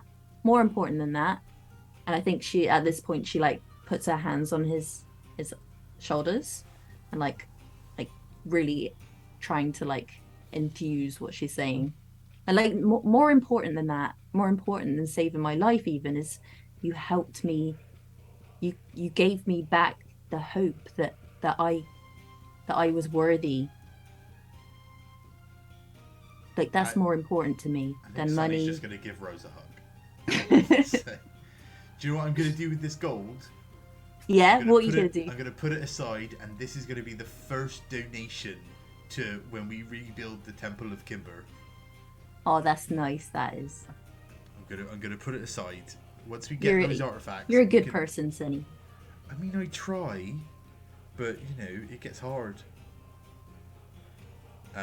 Well, it seems to me that it comes pretty easy to you. Just saying. Maybe, but like, you know, you do good too. You know, like monsters killing, like, is pretty good in my book. Well, yeah. If you ever need anything, you know, slaying, specifically in the snake area, you know, I'm sort of an expert. Snakes these days, right? Well, I'm moving up in the world, let's say. I know a temple full of bugs, a cave full of bugs. If you want to earn some money, but not much money in bugs. But no. Thank you. No, it was so great to meet you. You know, maybe it would have been nice under different circumstances, but you know, you don't get diamonds without pressure, right? That is true. That is true. And Sunny, desperately you, need to get back to school. yeah, Sunny, you head back to the Talking of teleportation pressure. circle Yeah. and take your second leg of your like round trip back. And you know, I think the only thing 500 left to gold say- back, right? No, that's Oh. around. Oh no, I think it is. I think it Yeah. is 500 back. Because it was 800 for a return.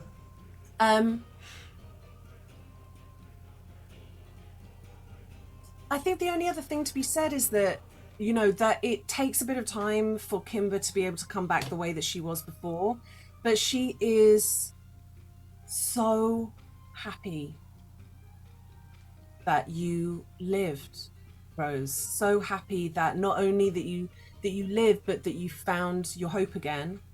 And Sunny, I think we'll play out how she speaks to you when we see Sunny back at Divisia Sensus.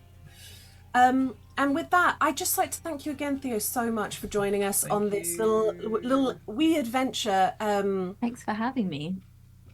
Where honestly, the absolute rudeness of me. I think I rolled you at 8 disadvantage. 8 natural 20s. Can you believe that? You have played D&D for hours and never just been able to roll straight. It's absolutely hellish, and I can only apologise, but it was meant to be. It made it more fun. Everything more you've got to intense. question, like, do you take another sleep to try and roll without disadvantage? Like, I do love all of those decisions, and I'm glad that you were really game the whole way through and weren't like, just let me fucking roll. And so thank you for being so game, and thank you for being with us. Tell everybody your socials. And Theo hates doing this. It's very fun. I know I'm so sorry to do it, but you know, Look, there's an unwritten rule that I don't go first. There's no one else. There's no one else. know, It's I just know. you. I mean, go to Wicked. You know, you're already at the Wicked Game YouTube. We're on Like, Twitch every subscribe, ding Wednesday. that bell. All those things. I am Theo, theoblue.jpg on most socials. You can find my website at theoblueillustration.com, which has links to all my my Twitter and my We're going to Instagram. put that in the description of this video. We will. Thank you Just so fucking much. And you Click on can the see me link. on Some Other Heroes. Yeah, Every Sunday. Yeah. Thank you so much, and we will see you again soon, everybody. Bye bye. Thank you. Bye.